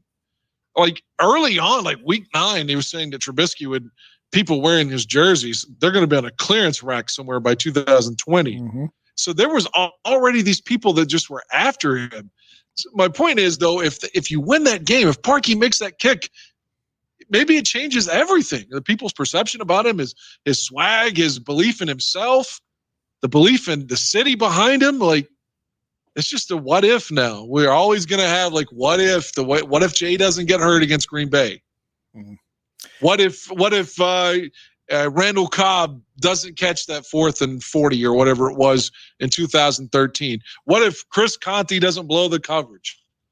It's just a what if. We're never going to know. The factor is back. He says Khalil Mack was a good trade, but if the offense does not do their part, it impacts the defense. Our whole entire defense regressed since 2018. Not just Mack. Is that a coincidence? And you and I have talked about this. I think that the offense, because of their ineffectiveness, puts too much stress on that. But defense. The offense had some games too, and the defense was still giving up 450 yards of total offense. You're right. So I don't want to blame it all on Chuck, but something inside me says that Mack is better than the guy that he was on the field the last 2 years. And the same, I think, can be said for Robert Quinn. Because I'm basing that on Robert Quinn criticizing himself, saying that he was ashamed of the effort that, or not the effort, but the statistical production that he had given us. So I think maybe it was the scheme. I hope that it was the scheme, and I hope this Sean Desai and the Mike Pettin teamwork can restore the roar, as they say, and give the Bears at the very least a formidable defense. If you think back before the Mack trade, when the Bears weren't very good in 2017, they still had a really solid defense. And even though we were losing games, well, at least they were competitive. Mm-hmm. And that's all you can, like, going into this season. That's what at least at the bare minimum, no pun intended, that we can at least have a defense that will keep us in the game. Because there were several games last year where they completely not only took us out of the game, but lost the game. See Detroit for one. Mm-hmm. Yeah, you're right. Jimmy has posted something in the chat room that has just fucking blown my mind. Having Khalil Mack on your team makes you a winner. Trading for Khalil Mack makes you a loser. That's deep, man.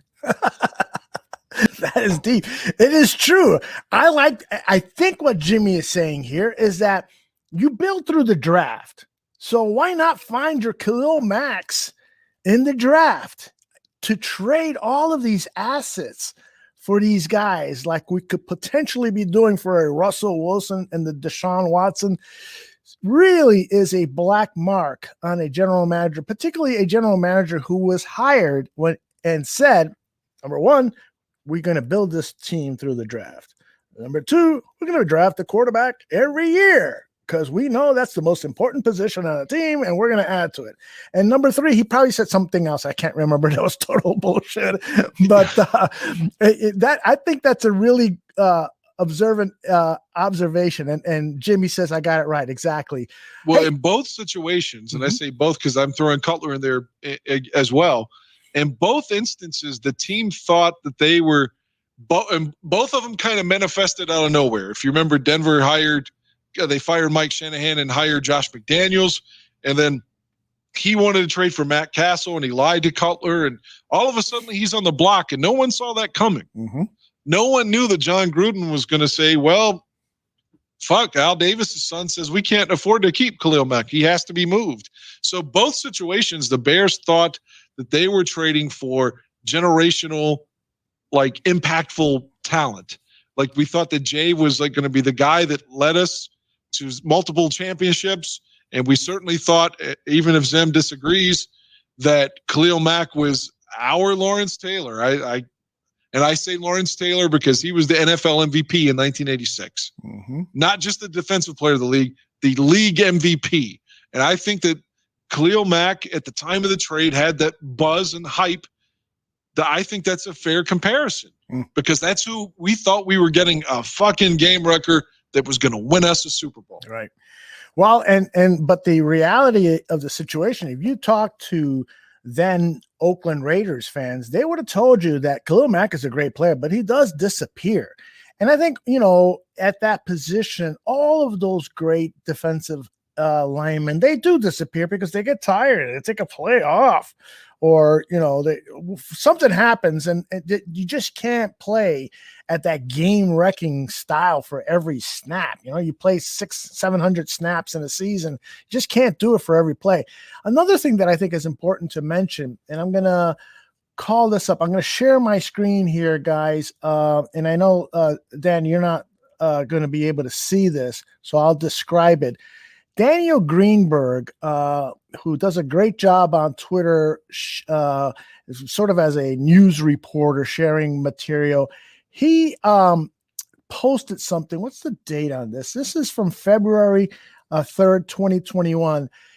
Brandon Staley, the new head coach of the Chargers, who was Khalil Mack's linebackers coach that first year Mack was on the team, and then left the Bears to become the defensive coordinator for Sean McVay's LA Rams. And remember that the Rams had an outstanding defense with Brandon Staley, the former Bears linebackers coach, as a defensive coordinator, and he resurrected Leonard Floyd's career. So anyway, Daniel Greenberg writes here, Brandon Staley had such a big impact on Khalil Mack during his time with the Bears that Mack gifted him 2 signed jerseys and a written message. I'm going to play this 20-second video here. This is apparently in Brandon Staley's home. There's 2 jerseys. One of them a Chicago Bears Khalil Mack jersey. The other one is Mack's Pro Bowl jersey. And this is it just says the impact Brandon Staley you've had on my life in such a short time of knowing you is crazy, man. Have so much respect for the kind of man that you are. So I'm going to play it one more time. So much of any opportunity is the people that you're going to be with. This is Khalil Mack. This is his Bears jersey, but then he also has his Pro Bowl jersey. It just says the impact you've had on my life in such a short time of knowing you is crazy, man. Have so much respect for the kind of man that you are.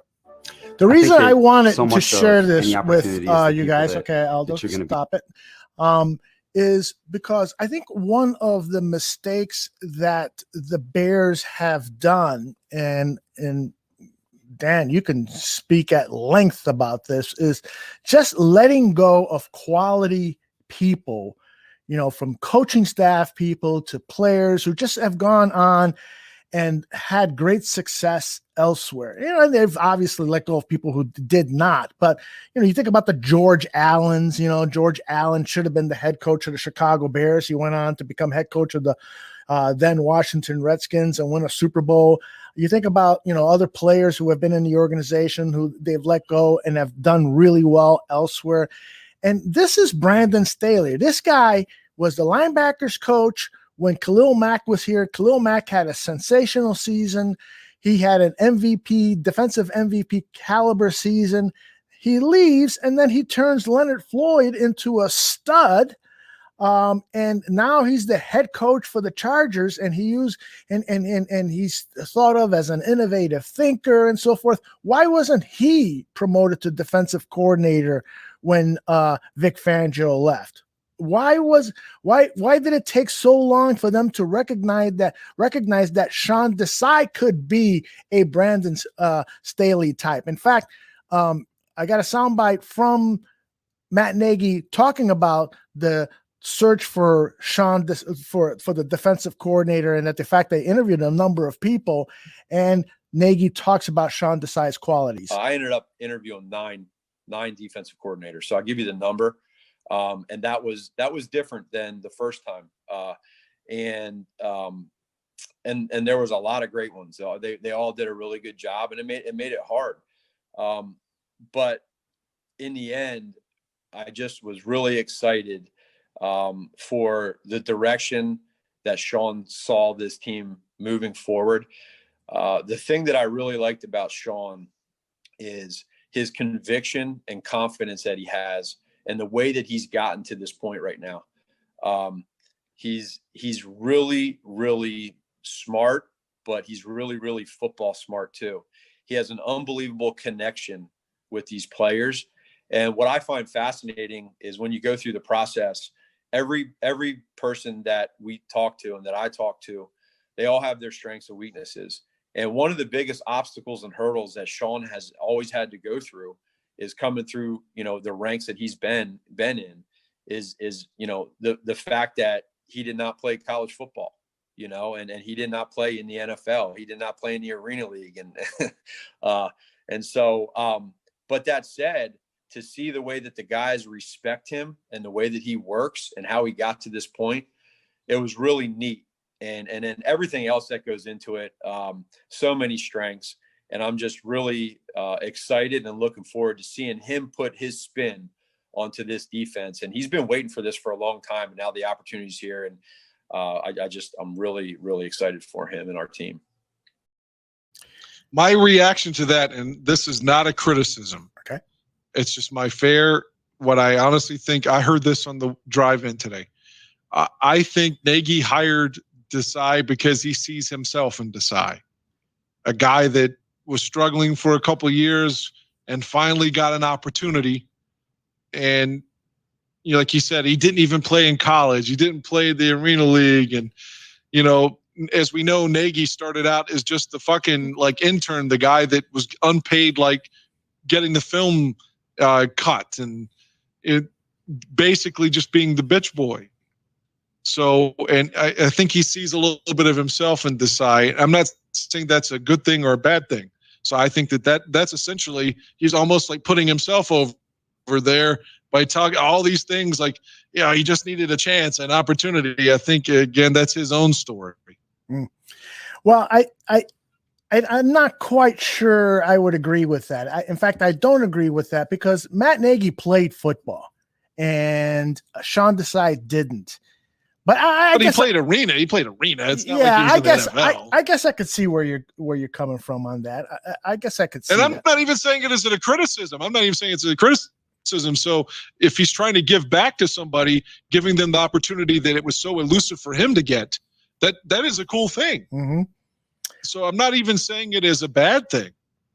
But that was my honest opinion. He appreciated Desai's perseverance and surviving all these years and, under these different Bears administrations and different coaches. And I think he wanted to give him a break, and I hope it works out. Harp agrees with you in the chat room. And then Jimmy adds, the truth is Nagy hired Desai because nobody else wanted a one-season defensive coordinator job. I don't agree with that, Jimmy. I really don't. I mean, there are probably some that did, but I bet you if they would have offered the job to Wade Phillips, he would have jumped at it. They asked in the presser today if they interviewed Wade, and he wouldn't answer. He would not answer, which is fair. You're not going to, say, yeah, we interviewed these 8 candidates and we went with Sean. Those 8 candidates were Wade Phillips, blah, blah, blah, blah. Yeah, that wouldn't be fair to those people. But I think there are a lot of people who see the talent on this team and would love the challenge of getting Khalil Mack up to double-digit sacks, to get Robert Quinn back up to 8-10 sacks, to coach Roquan Smith, to coach Kyle Fuller and Eddie Jackson. Come on, there's a lot of talent here. And even if it's a one-year deal thing, because you end up with a losing record and you get fired, those defensive coordinators would say, I'm going to prove that I can turn this defense back into its glory days of 2018 days. So I disagree with that. The other thing that in studying a little bit about Sean Desai that I think is going to be really interesting is I put this up on Twitter. There were only 2 defenses last year that ran a comparable defense, the Vic Fangio defense. And that was, of course, the Denver Broncos under Vic Fangio and Brandon Staley of the LA Rams. They ran what is called this cover 2, the traditional Lovie Smith cover 2, but it's disguised and it's with a soft zone. And so it looks, there's 3 down linemen, but they usually send in 4 and a lot of times 5 people so that there's one-on-one blocking with the offensive line. And then they disguise that cover 2 so that it looks like it's a cover 2, but sometimes it's not. It's sometimes it's complicated, and I'm not doing a good job of discussing it. But this is a defense that a lot of people are starting to incorporate. And my point about the Brandon Staley thing and hiring Sean Desai is that it happened too late. If they would have hired Brandon Staley instead of Chuck Pagano, or promoted Sean Desai instead of Chuck Pagano, perhaps this defense would have continued at the 2018 rate. So I'm excited about Sean Desai. I think that he could potentially be a Brandon Staley, Vic Fangio guy, and that we could potentially see Eddie Jackson get 7-8 interceptions. Khalil Mack get those dozen sacks that he should be getting with that big contract, and Robert Quinn's career resurrected, and Roquan Smith just ascending to be one of the best defensive players in NFL football. So I don't know. I at this time of the year, I'm always looking for something to be hopeful for. And so I'm hanging my hat on Sean Desai right now. Well, I asked you this last week, and I'm still pondering it. I would have asked Brody if he'd have been on with us. Would he think, and I'll ask anyone in the chat room or yourself, do you think that the Bears would have hired Desai had they known that Mike Pettin was going to be available first? It's a great question. It really is. I do think that they would have, because I think that they didn't want to lose Sean Desai. I think they're looking at Sean Desai as Brandon Staley. I think that they think that, hey, this is part of the Vic Fangio coaching tree, which is hot right now, and we would be stupid to let this guy go. So I think they got the best of both worlds, and I would agree with that because he could learn from Pettin too. Exactly. Let's listen to Nagy talk about Pettin's role with the team and how he's going to work with Sean Desai. What I thought was beautiful about our conversations, the 3 of us, was that there's just zero egos involved the whole way through. And so Coach Pettin is really here for a sounding board for Sean, and for him to be able to maybe ask questions when he has an idea or a thought or confirmation. Also, at the same time, being able to work ahead of time and help out, whether it's with the offense or the defense. But when you have smart people in your building that you feel like can help out, and you don't have people that are in positions where they have an ego or they're a threat or it's just not good. It's unhealthy. We don't want that. And that's that's what I'm so looking forward to seeing, how that thing blends together. And then the same thing with Tom Herman. Here's a guy that has had a lot of success in his career, worked his way up in the college, the whole way up to a very successful head coach, and has done it at the highest level. And a guy that we've discussed together, the conversations we've had with myself, with Bill Lazor, with Coach Flip, of just where is he at and what is his why coming into this league. He's never been a part of this. And I think just as much as he can help us out in similar things on offense, like Coach Pettin will for the defense, they can cross over, right? And Tom Herman can be a help to Sean Desai, and Pettin can be a help to us. Go ahead, Dan. Well, I already talked about that earlier in the show. I feel like he has a large ego. No. And I bet the guy from Texas won't even be allowed to speak. Not to Nagy. He'll be allowed to talk to everyone else but That's me. right. Who are you? You don't even have a goddamn job. You've never been in the league before. I'm Matt Nagy. We got a Detroit Lion fan in the building. Don Burr. I have empathy for the Lions fans. Yeah, tell Don Burr why you have empathy for the Lions. I have empathy for the Lions fans, and I'm not being sarcastic when I say this at all. The Lions fans are like the Bear fans, even though I guess we could point to our Super Bowl in '85 and had a moment of 15-1. But for the most part, we've had a lot of losing, lots of losing. And Detroit knows all about that losing, and they're still passionate behind their team. I respect that. I respect that tremendously for them to be loyal. I mean, hell, they had an 0-16 year in 2008, which ended up giving them Matt Stafford.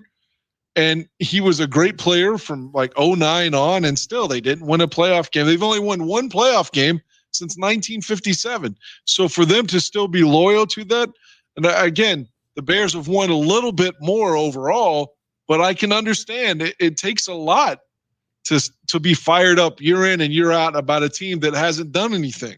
And the Bears are in that same group. So it's not a backhanded compliment. I'm praising their perseverance and their loyalty. And I mean that sincerely. Like, I hate the Packers. I don't hate the Lions. Like, I know a lot of people, I don't root for the Lions per se, but when they were in the NFC Championship game in '91, I kind of was wanting Barry and Eric Kramer to go to the Super Bowl. Of course, I had no idea Eric Kramer would be a Bear, but I was kind of rooting for Barry. Like, I never hated Barry Sanders. I never hated Herman Moore. There were a lot of good players. I didn't hate Stafford, but I hate the Packers. So yeah, I think the Detroit's kind of like our cousin in suffering. Is there any scenario at all where you could see yourself rooting for the Packers? I mean, if it would help the Bears. Oh yeah, like to get a playoff spot because right in 2012. Yeah, like where it's week 17, we have to win in Detroit and have Minnesota beat or Green Bay beat Minnesota. Of course, I was rooting for Green Bay that day. Yeah, but on any given scenario, like all things equal, no. Like, why would I root for them? Mm-hmm. Like, they've been kicking our ass for a generation now. And I've taken every one of those losses personally. Like, I was on the field. You don't understand? Like, they to me are the bully in school that just keeps taking your fucking money and embarrassing you in front of the people, the girls you want to fuck. And at some point, you just want to kick this guy's ass so that you can get the girl's ass, and be the hero. And like, fuck's sake, I just hope it happens before I die. Do you think that Matt Nagy has that feeling about Matt LaFleur now as well? Because here's a guy who, 2 years into the league, and he's embarrassed him all their games. He has.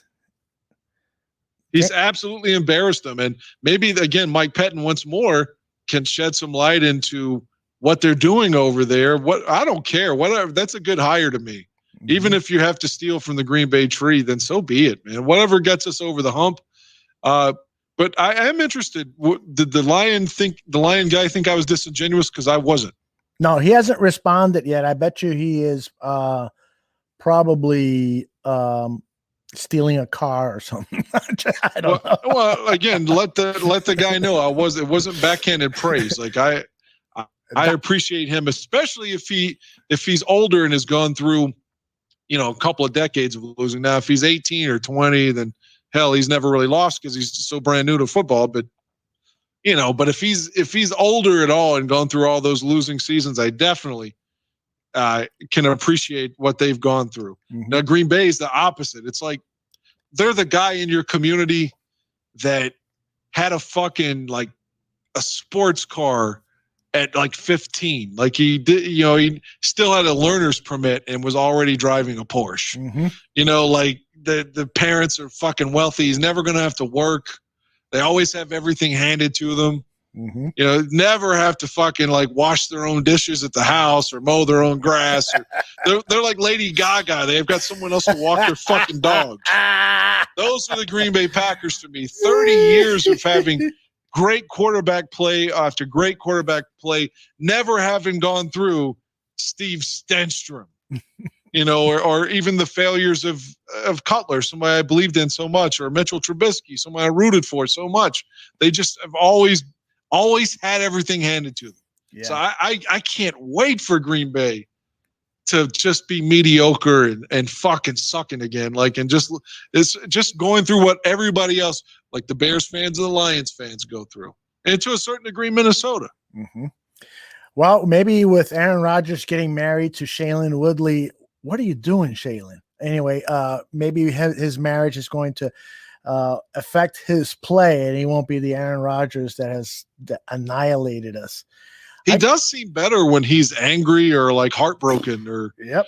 Whenever they're like, hey, you were blowing your friend Kevin. He was pissed off about getting outed as gay. They played well.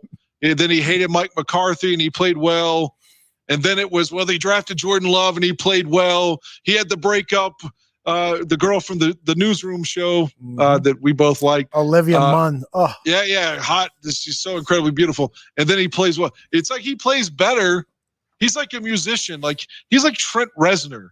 Like 9 Inch Nails was so good when he had drug problems and wasn't happy.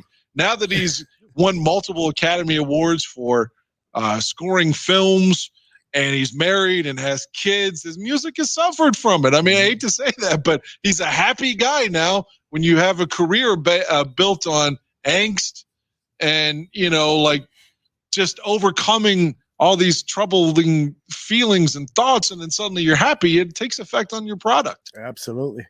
M. Desai, I'm sure no relation to Sean, says Green Bay is the luckiest franchise ever, had one Hall of Fame quarterback and then another slipped to them in the draft. If Aaron went to San Francisco, the Packers would be just as bad as the Bears and Lions are today. Probably right. Yeah, and don't forget they had a whole decade of winning in the 60s. Yeah, that's right. I'll never where they were that. The team of the fucking trophies named after their coach. Yeah, that still burns me up. And I get it. He died of cancer, and so it was kind of an honorary thing because he was such a great coach. He was coaching Washington when he died. That's right. But I still think that trophy should be named after George Halas, given what he's done for the league. And I'm not being a homer by that. I just feel like that should be it. If it wasn't for George Halas, the NFL would look totally different. There'd still be a professional football league, but it wouldn't be the NFL, So I want to play this soundbite because I know how much you love Matt Nagy talking about himself. This is Matt Nagy talking about what excites him about searching for a new quarterback. There's a lot of different ways that we could go right now, right? Whether it's with Mitchell, whether it's with Nick, whether it's if it's with somebody outside. And there's a lot of different ways that it could go. And I've always been a quarterback. I've always played the position my entire life. I have fun evaluating the position. He acts like he's John Elway. And then how it fits into where we're at. Right now, we're literally in the thick of everything. And just so many what if this, what if that. And it's our job to work together to make sure that we're dotting our I's and crossing our T's together. Everybody, not just Ryan and myself, but the coaches, the personnel, and talking through different scenarios. There's so many things involved, some things that are out there and some things that aren't out. And so I just go back to your original question. For me, I love the process. I really enjoy it. I feel like over time, for myself, selfishly, there's confirmation in that. And so that part's what excites me. Again, he acts like he's John Elway. If Elway gave that press conference and said, I've always been a quarterback and blah, blah, blah, no one could be like, oh, yeah. I mean, the guy's Stanford and 5 Super Bowl appearances, 2 wins, league MVP, Super Bowl MVP. Yeah. And then there's Matt Nagy. That's right. I mean, I don't want to discredit, I guess he did well in the Arena League. And again, he did more than I could ever do. But again, he presents himself like he's John Elway. He does. It's like, he loves bringing it up, Well, let me shift gears for a second, because I don't think we need to waste another second on that. Okay. And I only have a few minutes where I got to go to work. You bet. I want to acknowledge that Irv Cross died. Yeah.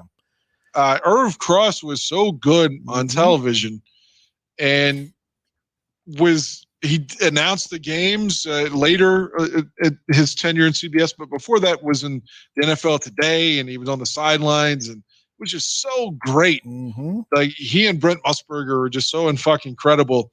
And for the younger people, if you actually care about history at all, I mean, just watch some of his work on YouTube. The guy was so good. And obviously, before my time, he was a player with the Eagles too, I believe. That's so, right. Yeah. Yeah, I mean, he died the other day, 81 years old. So just want to acknowledge that Irv was always great on TV to me. I thought he was fantastic. He was great. And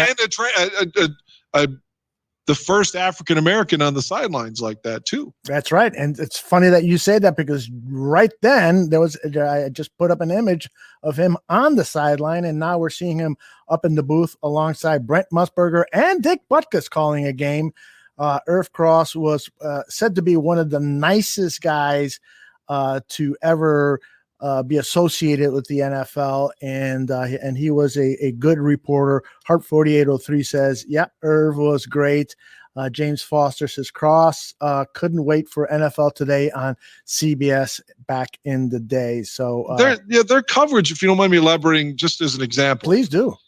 But you watch the Bears playoff win over the Giants in '85, or the loss in '87 to Washington, because it was really cold that day as well. In both of those pregames, like, Irv is talking about, like, in the NFL Today, the pregame show, like, going in depth, like, explaining how the players are going to stay warm on the sidelines, and how the bench, like, if you're sitting down, they had this thing on the bench. It was over 100 degrees. And, like, I mean, just little things like that. You always, it went farther than what they do today. Like, for example, I was watching sometime in the fall the Super Bowl 16 pregame show, and they were showing, like, footage of the teams, like, watching the fucking game film of each other, like, going into the game, and showing, like, their bus rides and all this stuff. Like, we don't get coverage like that now. Yeah. Where they were talking to, like, they literally were showing them in the classroom talking and watching the other team's championship game and stuff. Like, we don't get that kind of insight anymore. It's just frivolous nonsense. Like, well, like, Nate, what do you think? Who's going to get slimed today?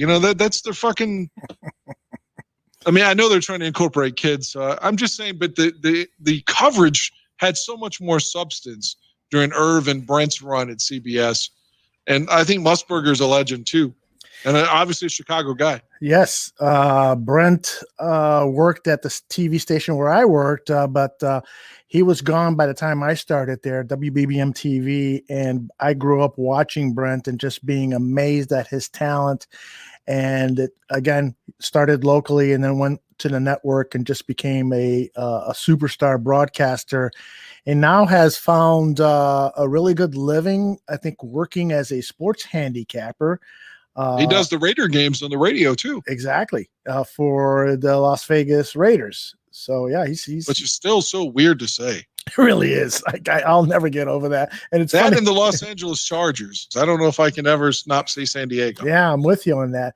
It's funny that we're saying that because just the other day on YouTube, I think it was yesterday, I just stumbled across some old NFL film stuff, and the thing that came up was the old, Raiders, the poetic one by the how's it go again? It's the Raider. The autumn wind is a pirate. It's a Raider. There you go. One of the most poetic, beautiful things. I wish they would have done one like that about the Chicago Bears.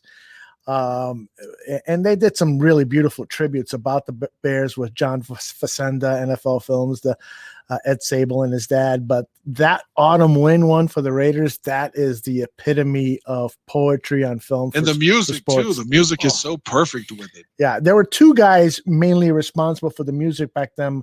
Do you remember their names? Sam Spence. There you go, Sam Spence, and there was another guy, Tom something. I forget, but there's a CD out. I actually got like a couple copies somewhere. I've got it. The Power and the Glory, I think it's the called. Power and the Glory, Yeah. and they released a box set that had far more than that one CD. They released a box set that had like 5 or 6 CDs or whatever with it. Oh my gosh, I must have listened to that thing 1,000 times.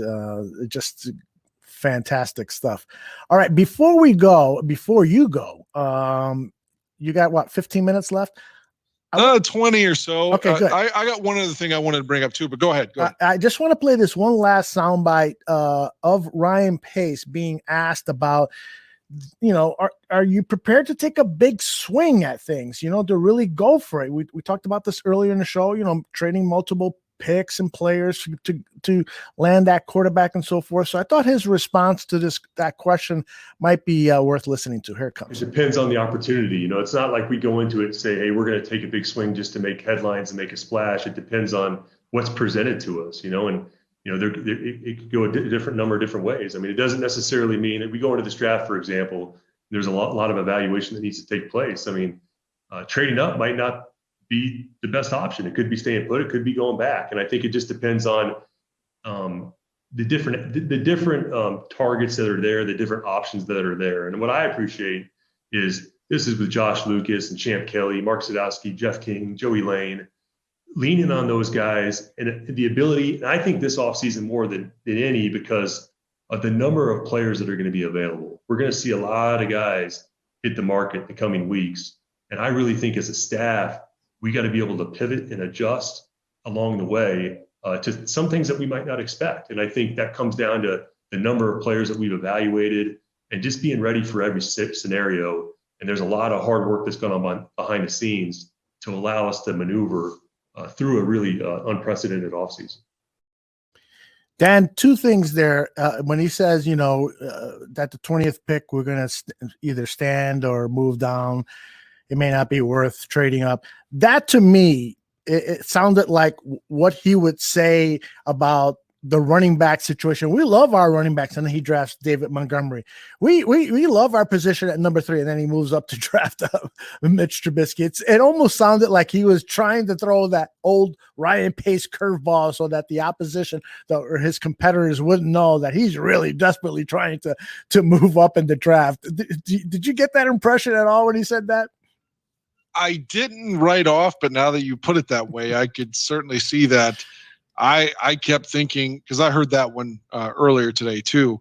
I just thought it was a safe response. It was kind of covering all of his bases. Sure. But again, if I'm trying to be fair, like what else do I expect him to say? Right. And then there was something else at the tail end. I lost my thought at the tail end that he said, what the hell did he say that I wanted to comment on? I'm forgetting. Maybe it'll come to me later. But he has to do something.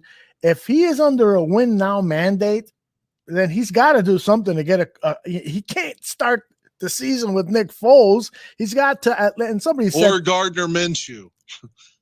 You know what? I'm not that big of a detractor on Gardner Minshew. I think that guy could end up being a good quarterback in the NFL. That's not the move I want the Bears to make. It's better than Mike Lennon. It is, but once more, you're with the Jacksonville Jaguar quarterback class of 2019. You know, got them both. They'll bring Glennon back, and we'll have all three of them. All right. So what's on your mind? What do you want to share? Well, I was just thinking something I sort of had forgotten, but it seems to be a possibility now, just sort of out of nowhere. Last year, they said that they could, and I say could, the league could institute under the collective bargaining agreement a 17-game season. And with that, they would knock off one of the preseason games. I read the other day that that's plausible. That could happen for this season. Right. I read that too. Yeah. So, I mean, that's a big deal. For one, they'd have to get us another opponent, which from what I gather would be another AFC team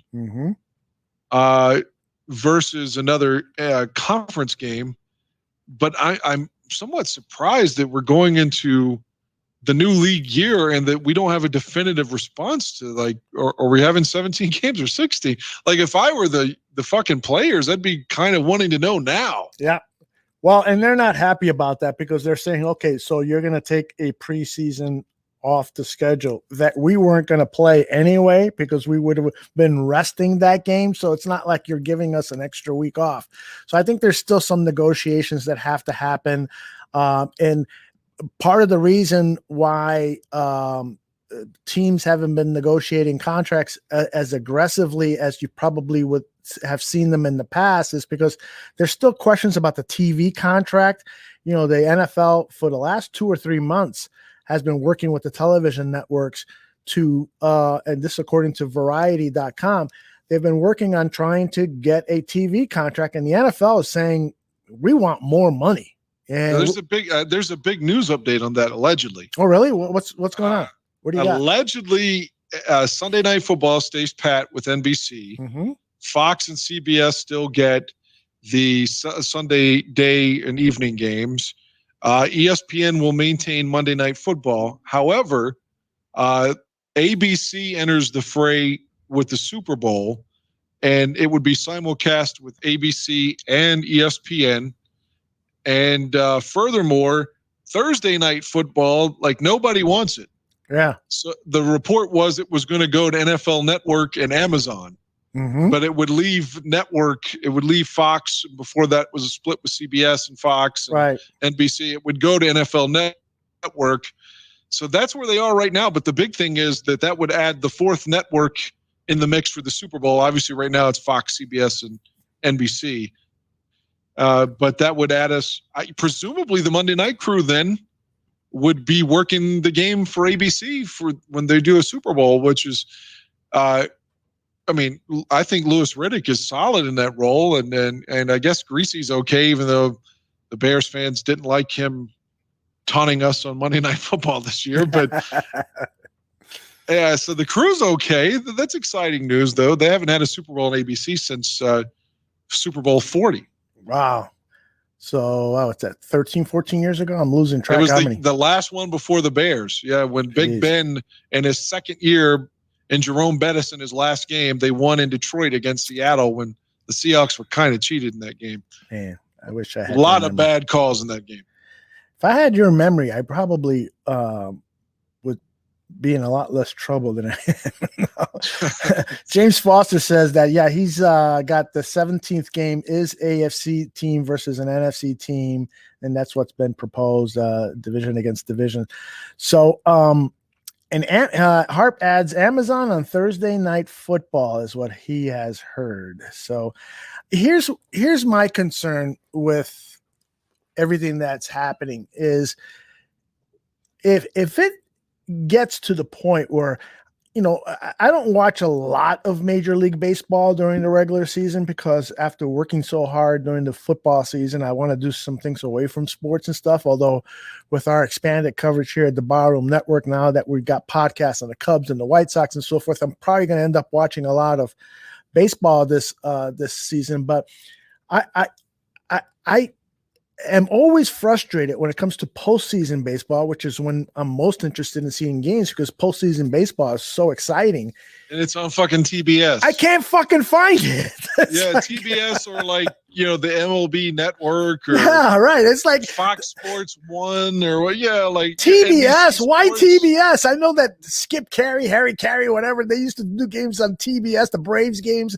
But why are they doing playoff games? It should be on ABC, NBC, CBS, on free TV, easy to find, or on Fox. I don't want the NFL to be, hey, there's a NFL game on and I got to fucking spend 20 minutes looking through my guide. Where the fuck is the game? I don't want that. I agree. That game that I was so stoked on because it gave the Bears playoff life when Arizona beat San Francisco beat Arizona. I think it was week 16 and you had to watch it on Amazon. Like, I don't want to have to do that. Like, I've said this so many times. I record the Bear games.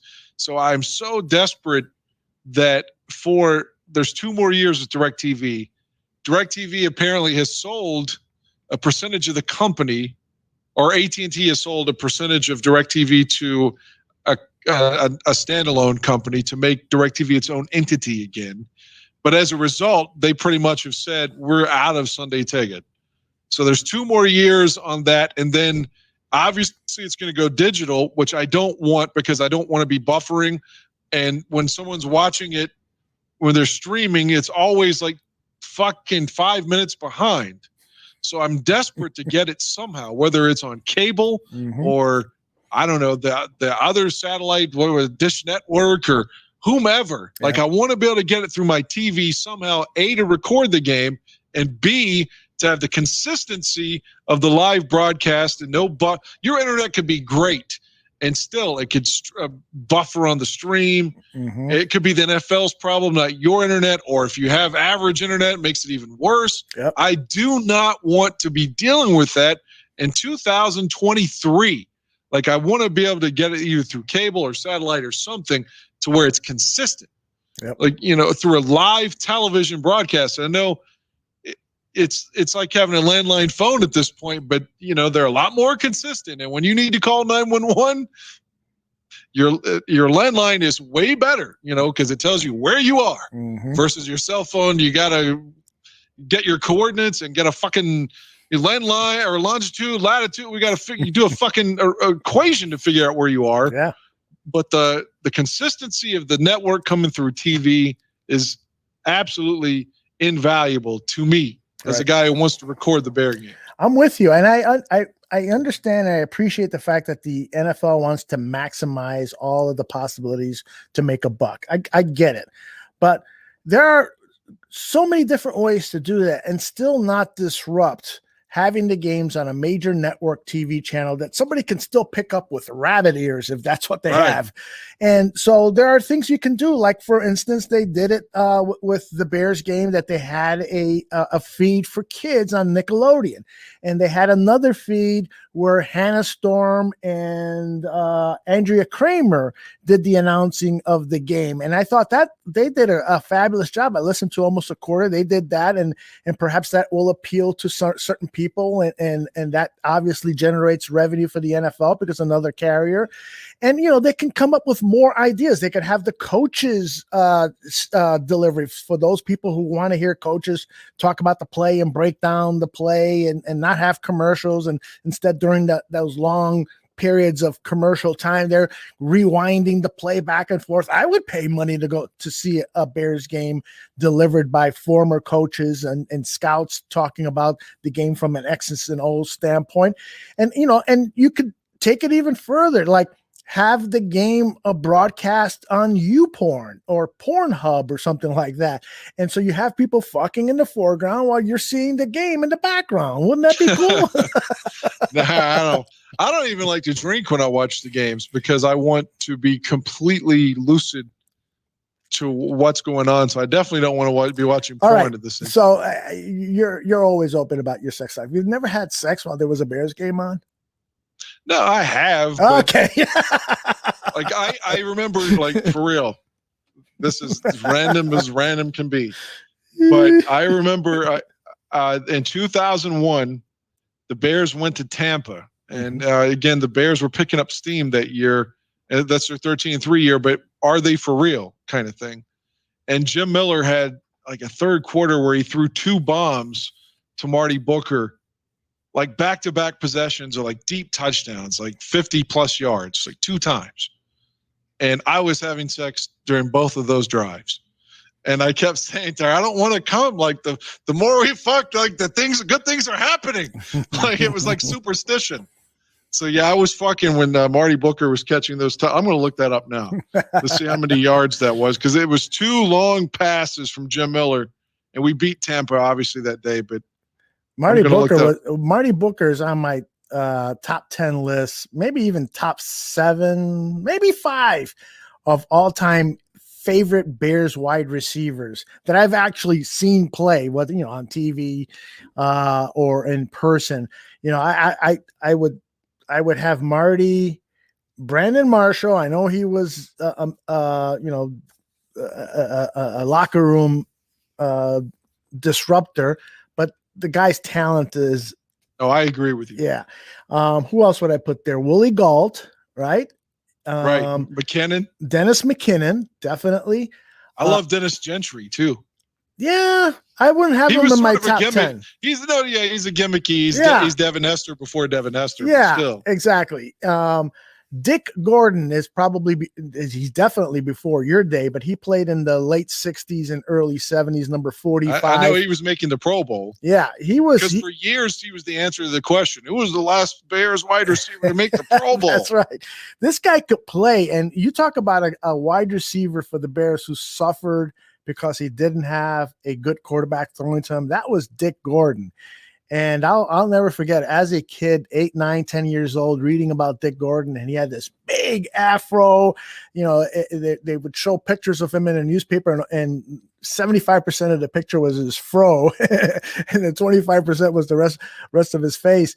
But that guy could play, and he was a hard-nosed player. I think those are probably my top receivers, and then Marty Booker. Well, I'll ask you a question about that. 1 second. Let me tell you this real quick. Okay, please. November the 18th, 2001. Mm-hmm. Bears are 6-2 coming into the game. The Buccaneers are 4-4. So it's a big game for them. It's in Tampa. It's a late 4:15 kickoff. I think Madden and Summerall did the game too. So it's a big deal. But the Bears are trailing 9-7 in the third quarter. Jim Miller, 44 yards to Marty Booker. 2 minutes later on the game clock, actually less than 2 minutes, because that was at the 11:03 mark. At the 9:23 mark, Jim Miller, 66 yards to Marty Booker, and the Bears suddenly were winning 21-9. I was fucking doing both of those drives. Now, my question for you, because you love Marty so much, and I did too, would you, if you could do it over again, would you have not traded Marty Booker for Adewale Ogunleye, or would you still make the trade? I would have made that trade. And Ogunleye did not play as well as I had hoped that he would have, but it was clear that Booker was wearing down. That guy, Marty Booker was one of the most courageous players. Forget that he was a wide receiver, but one of the most courageous players with going over the middle, taking shots and stuff. I remember there were games where I would see him hobble off the field, and I'm thinking to myself, he's done for the day. There's no way he's going to get back. And there he was, hobbling back out to the field and playing. I would love to talk to Marty Booker, just to interview him and get his stories about playing for the Chicago Bears, but also to thank him for how courageous he was as a football player. James Foster says, blast from the past, not on your list, although James Scott and Ricky Watts. Yeah, James Scott and Ricky Watts are not on my list, but those guys were fun to watch. Ricky Watts had one good season before it was like his 4th or 5th year when Mike Ditka threw his one of those guys. I think it was Scott that got kicked out by Ditka, right? It was Ricky Watts that was. Watts. I knew it was one of them. Yeah. Oh, Heart 4803 reminds me that Jeff Graham was solid. Oh, I love Graham and Conway, as I've told you many times. Jeff Graham and Curtis Conway. I think that was a huge mistake. To break them up. But unfortunately, they both became free agents at the same time. Mm-hmm. I would love to have Brent Maley, who we had on 100 Proof a number of times. He wrote about that era of the Bears with Kramer, Graham, and Conway. And I would love for the two of you guys to discuss that era, because I bet you guys would hit it off and talk about that. So you still had Tom Waddle, and a little bit after that, you could sprinkle in Bobby Ingram and Chris Penn. Yeah. So I love the Wanty era. We didn't win enough. I mean, in 97 and 98 sucked, but early on, 93, 4, 5, you had some hope. And then 96, Kramer broke his neck, and then that kind of led to the wheels falling off. So awful. You have any final thoughts? I know you got about 10 minutes left, or maybe less than that. Yeah, I need to go soon. I don't know. Here we are. It's March the 2nd, and the presser was. I mean, it was fun for us to be able to talk about it and have content. But the truth of the matter is, nothing was said today of any substance. If none of us had listened to the press conference today, and any I did not listen to 1 second of Trump at CPAC, not 1 second of it. Had that been the same today for this, we would have missed nothing. Like there was nothing. I mean, absolutely no point to even have this press conference, other than they're just saying, well, we got to do it so that they can't say we haven't spoken to them yet, over the off season. It was pointless, but hopefully something will still happen. We'll get a quarterback. I don't think it'll be Deshaun Watson, maybe Russell Wilson. I don't know. It may end up being Ryan Fitzpatrick, but or Gardner Minshew, but God, I just don't want it to be Nick Foles and Tyler Bray and a rookie. I can tell you that. Alex Sims has a question. He says he's pretty young, but Aldo, do you think Johnny Knox could have been something if he didn't get hurt? Go ahead, Dan, answer that one. Johnny Knox. He had such a terrible injury. Oh, just a horrific injury. But I felt like, I don't want to shit on him. The guy is still walking with a limp to this day. And so obviously I root for him. But I mean, he was a 5th round pick. So, I mean, he wasn't expected to come in and be Brandon Marshall or Alshon even. But I felt a lot of times some of Cutler's picks were his fault. He would cut his route too soon, or the things that we criticize Anthony Miller for. Johnny Knox did that a lot too, or he seemed to fall down a lot too. But again, he was a 5th round pick. He had lots of speed and lots of heart, and I wish him well. But I think for what he was good. He was listed at 6 feet, but I don't think he was 6 feet. He was more like 5'10". Looking over his stats here in his rookie year, he had 45 catches for 527 yards and 5 touchdowns, which is really an excellent rookie season especially for a rookie wide receiver with the Bears. And then the following season, he was thrown the ball 100 times. He was targeted 100 times.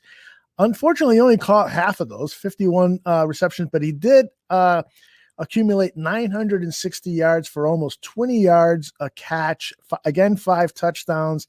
And then in that season where he got injured, he got to the 14th game of the season, I believe, and he caught 37 passes that year, had 2 touchdowns. And you're right, that injury was so horrific.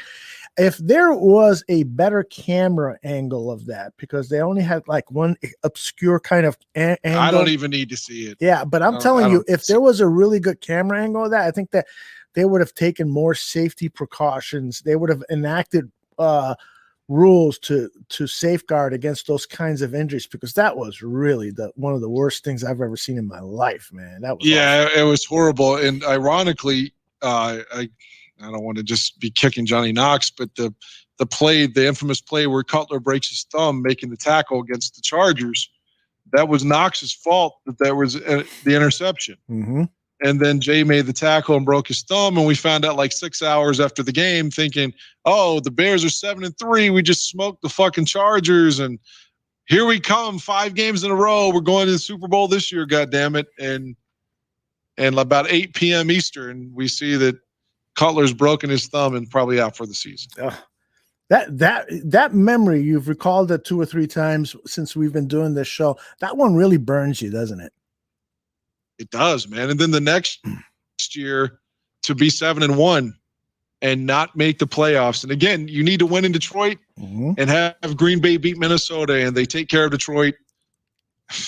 And Green Bay loses to Minnesota, not even trying. The next week they actually do try, and they beat Minnesota like 44-3 in the playoff game. But they just fucking around. They don't need to play. They're just treating it like a fucking scrimmage, and let Christian Ponder outduel Aaron Rodgers. Of course, it fucks the Bears that way, you know. Exactly. But yeah, those 2 seasons are like what could have been for me. You know, you lose the championship game, and then 7-3, and then 7-1. I mean, that rips my heart out. Well, I think we're due some good news. Mayor Lightfoot today said that she's going to allow fans to attend Cubs and Sox games to a limited capacity, but it's going to open the gates. And then hopefully by the time the NFL season kicks off, we'll have a full crowd at Soldier Field, and we'll win a lot of games, get into the playoffs, and then you and I can celebrate a Super Bowl. Wouldn't that be cool? Somebody said, I saw it on Twitter, one of the Bears beat writers, I saw it when I was having problems sleeping today at like 12 noon my time, and I was awake, and somebody tweeted that it was Jerry Azuma. Jerry Azuma dreamt yesterday that the Bears won the Super Bowl next year. Really? Jerry Azuma? Jerry Azuma had a dream that the Bears won the Super Bowl. He tweeted that today. Oh, man, I've invited Jerry on. Wouldn't it be cool to talk to Jerry? Yeah, I hate that he missed the Super Bowl. He retired after the 2005 season. Yep. I'm sorry. Before you go, I want to get your opinion on Alex Sims. Wants to know about Muhsin Muhammad. He thought that he was good. What do you think about Muhammad? Yeah. Muhsin Muhammad probably didn't live up to the contract that he got, because he had 16 touchdowns his last year in Carolina. So the Bears gave him big money. I mean, to me, he was being outplayed during that entire run by Bernard Berry. But I mean, you know, for leadership, I mean, I remember the game in Philly when they drive down the field when Greasy's in, and they have no, you know, they can't hear the sideline signals at all in his headset. There was a couple of plays that Hester was in as the third wide receiver, and Muhsin Muhammad was correcting him, telling him where to line up because he was lined up wrong. On that drive, the Bears go 97 yards, and it was Muhammad that was telling him how to line up, you know, because Hester didn't know what the fuck he was doing. He was a corner the year before.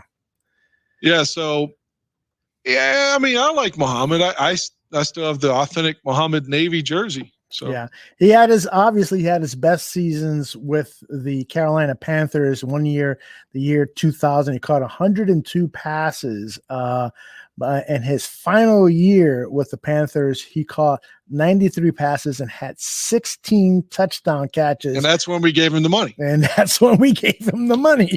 Exactly. And it was until his 4 season with the Bears where he got close to 1,000 yards receiving, but he never had more than 5 touchdown catches. And he was the author of the quote, Chicago. This is where Bears come to die. Wide receivers come to die. Exactly. Which is so appropriate. I mean, there's some truth to that. A Super Bowl touchdown with us, though, right? Didn't he catch Rex's touchdown pass? I think you're right. Let me see if the good old Pro Football Reference reveals that. The Bears had a 14-6 lead. Obviously, Hester had the first touchdown. And Rex threw a touchdown, and I'm fairly certain it was to Muhsin Muhammad. Yep, you're right. He did indeed. Yeah, we had a 14-6 lead. That game just felt like it was ours, man. Oh, my gosh. Yeah, that's a haunting loss, too, you know? We've had more than our share of haunting losses, that's for sure. The Carolina playoff game and the Philadelphia, not even the Parkey, when the McNabb game in 2001 was just painful. You know, that Carolina playoff game, I was in Vegas for that game and went with a bunch of friends. And I was, you know, after those big losses, I was just so dejected. Everybody wanted to go out and party and go to the strip clubs and so forth. I just couldn't do it. I was just so pissed off and angry. And for me to say no to going to a strip club, you know, I'm dejected, but I just couldn't do it, man. I was so upset that they lost that game. Fucking Steve Smith. Yeah, and real quick, I got to go, but that Dallas playoff game, the Waddle game, I was dejected after that because, the Bears were down 17-13 and had the ball again. I just knew Harbaugh was going to lead them down the field, and we were going to prevail, and he got picked off. Yeah. And that really, I was a kid, man, but it fucking hurt. That one and that game, everyone told me for a whole week we were going to get blown out, and I just wouldn't believe it. The game in San Francisco, when they lost 44-15 in the second round. The 49ers won the Super Bowl that year. But that one really sucked and hurt. The Bears had a 3-0 lead in that game, and I thought, aha, that's what we need, because I think it was William Floyd that fumbled. The Bears recovered. Butler kicked the field goal. I'm like, that's what we need, some cheap points, get some momentum. We're going to upset this team today. I really believed, man. I did. I believed. And that, and arguably the worst out of all of them for me was that championship game against San Francisco in '88. That's probably the worst loss I've ever had as a Bear fan, other than maybe the Super Bowl or the NFC title game against the Packers, and that game in Week 17 in 2013 against the Packers. But I could still make an argument for that championship game to be the worst. Yeah. Well, we have to talk about that game in detail in an upcoming show, because there's some video that I want to share with you about that game, both of the game and stuff that happened after the game, and just relive that awful memory. But we got to pick a show where I'm going to be in the mood, because I sometimes I got to get myself into a mood. Like if it's going to be a sad movie, I can't just say, okay, let's put that sad movie on. I got to be in the right mood for that. And same thing to talk about Bears defeats. I got to be in the mood to get through it, because it's not an easy topic for guys like you and me to get into. That's for sure. Maybe you love wallowing in that misery. I do. Mike North pointed that out, and he's so right. I have to go, unfortunately, my last comment, though. Like I said, that game, the Bears were at home. It was cold.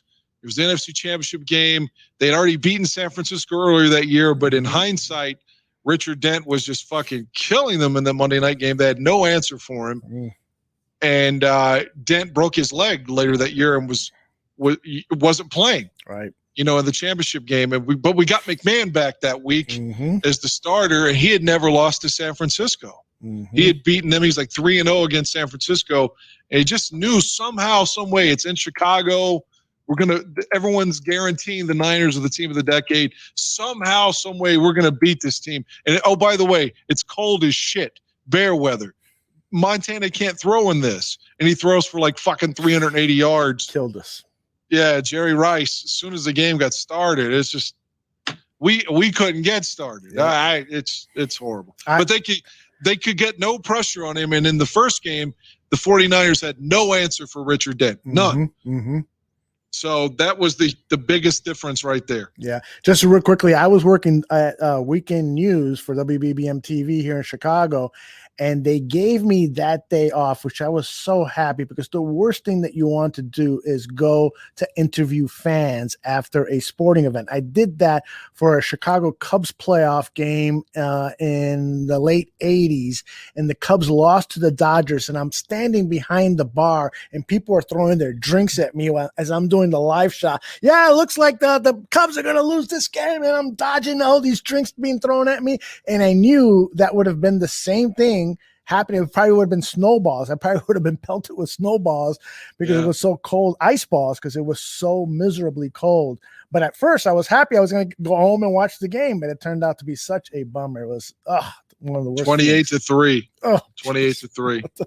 And the Bears didn't get back to the championship game. That was the end of the 88 season, January of 89. We don't get back to a championship game until 2006. Oh, jeez. I mean, it's just unthinkable. Like, I was spoiled then. Yeah. As a kid, thinking, man, the Bears are a great team. Like, the Bears are always in it. And then I go like fucking 30 years where the Bears are a terrible team, But unfortunately, I have to go. I'm going to be late for work now. You go, and then we'll be back next Monday, and we'll have one of our super long shows. Thanks for being a part of Dan and Aldo Bear Their Souls. I love doing the show with you, brother. Take care. Yeah, me too, man. Be well. All right. I'm going to stick around and let people know what is coming up here in the Barroom Network. Wednesday morning, it's Mike North and myself on the Mike North Advantage. Mike always has a free pick or two. I think he's at about 500 with his picks on the North Advantage over the last few weeks, but he has been red hot over at ESPN on his odds couple shows. So he's probably got a winner for us tomorrow. So make sure you listen to that. And we're going to get his reaction to this Chicago Bears press conference. If you follow Mike at all, you know he still believes in Mitch Trubisky. So I can't wait to hear what he's got to say about Ryan Pace and Matt Nagy's press conference. And we'll also talk some NBA basketball. And then tomorrow night, John Buffon and Alyssa Barbieri have a new Pass the Mic show. That's an audio podcast, and so that'll be available on our Barroom Network, Bears Barroom Radio Network audio feed. So hopefully you'll listen to that. The last episode they did was outstanding with the former soccer player. Oh my goodness, I forgot her name. I'm drawing a blank, but it was an excellent show. By the way, I filled in for John that show, which is why it was excellent, right? But and then on Thursday night, we're back here for a primetime show, Draft on Tap with Danny Shimon, Neil Stopchinski, and myself. We are going to talk the Bears draft. The guys are going to give their top 10 tight ends in this upcoming draft. It's unlikely, I think, that they'll draft a tight end unless it's a day 3 pick. So we'll see who they like perhaps in the day 3, but they're also going to talk about that outstanding tight end who some people are saying could be drafted with the 2nd overall pick, Kylie Pitts, the man-child sort of wide receiver tight end hybrid. So we'll take a look at some video with him and get the Neil and Danny scouting reports on him, but also 9 other tight ends. And we'll talk about all the latest Chicago Bears rumors, gossip, you name it. And we might have a special guest. I've reached out to a couple of people, and hopefully we'll get a confirmation on that. So that's going to be a good show. Trust me on that. And then, of course, on Saturday night, we have the debut. Are you a Chicago Bulls fan? Because if you are, you're going to love this new show called Bulls One-on-One. It is hosted by 2 guys who know basketball inside and out. I'm telling you, I've had some extensive conversations with Laro and Chris, the co-hosts of Bulls One-on-One. These guys know basketball really, really well. And their show is going to be a fascinating look at what the Chicago Bulls are doing from a strategic standpoint, from the standpoint of player development, all sorts of ways to look at basketball that perhaps you're not seeing on broadcast TV or some of the other media outlets. So I'm going to make you a promise. Give that show a chance. And if you really like basketball and the X's and O's and the complexities of the game, I think you're really going to like Bulls One-on-One. That's on Saturday night. It's actually going to be like a 10 p.m. start. So it's a late Saturday night. So a lot of you people will probably – I don't know, having some fun in the bedroom or something like that on Saturday night. But the show will be available on demand on YouTube. And so you can see it then. And then on Sunday, of course, it's the Barfly Tailgate Show. Bobby Bombs, Ryan Badgley, and the rest of the crew will be talking all about the latest on the Chicago Bears, and they'll have a special guest to talk to as well. So we got lots of stuff happening at the Barroom Network this week. I'll probably leave out a couple of things. But just follow us on our Facebook page, Bears Barroom, or follow us on Twitter at Bears Barroom. And one other thing, the Bears Barroom name, we're slowly making that change to the Barroom Network. We'll always be Bears Barroom, but officially our name is going to change to the Barroom Network because we're covering so many other sports. The White Sox, Joe Mandel, Steven Zimmerman and Chris Gonzalez are going to be doing a White Sox podcast, and we have the Friendly Confines already on the network, and the Bulls podcast. We're going to have a second Bulls podcast that we'll talk about at a later date. And looking for a Blackhawks podcast. So if you know anyone who's interested in doing a Blackhawks podcast, have them reach out to me. So we got a lot of great stuff happening at the Barroom Network. We're growing, and so keep with us. Hope you enjoy what we're doing, and we'll talk to you soon. I think that's it for today. Thanks again for watching Dan and Aldo Bear Soulz.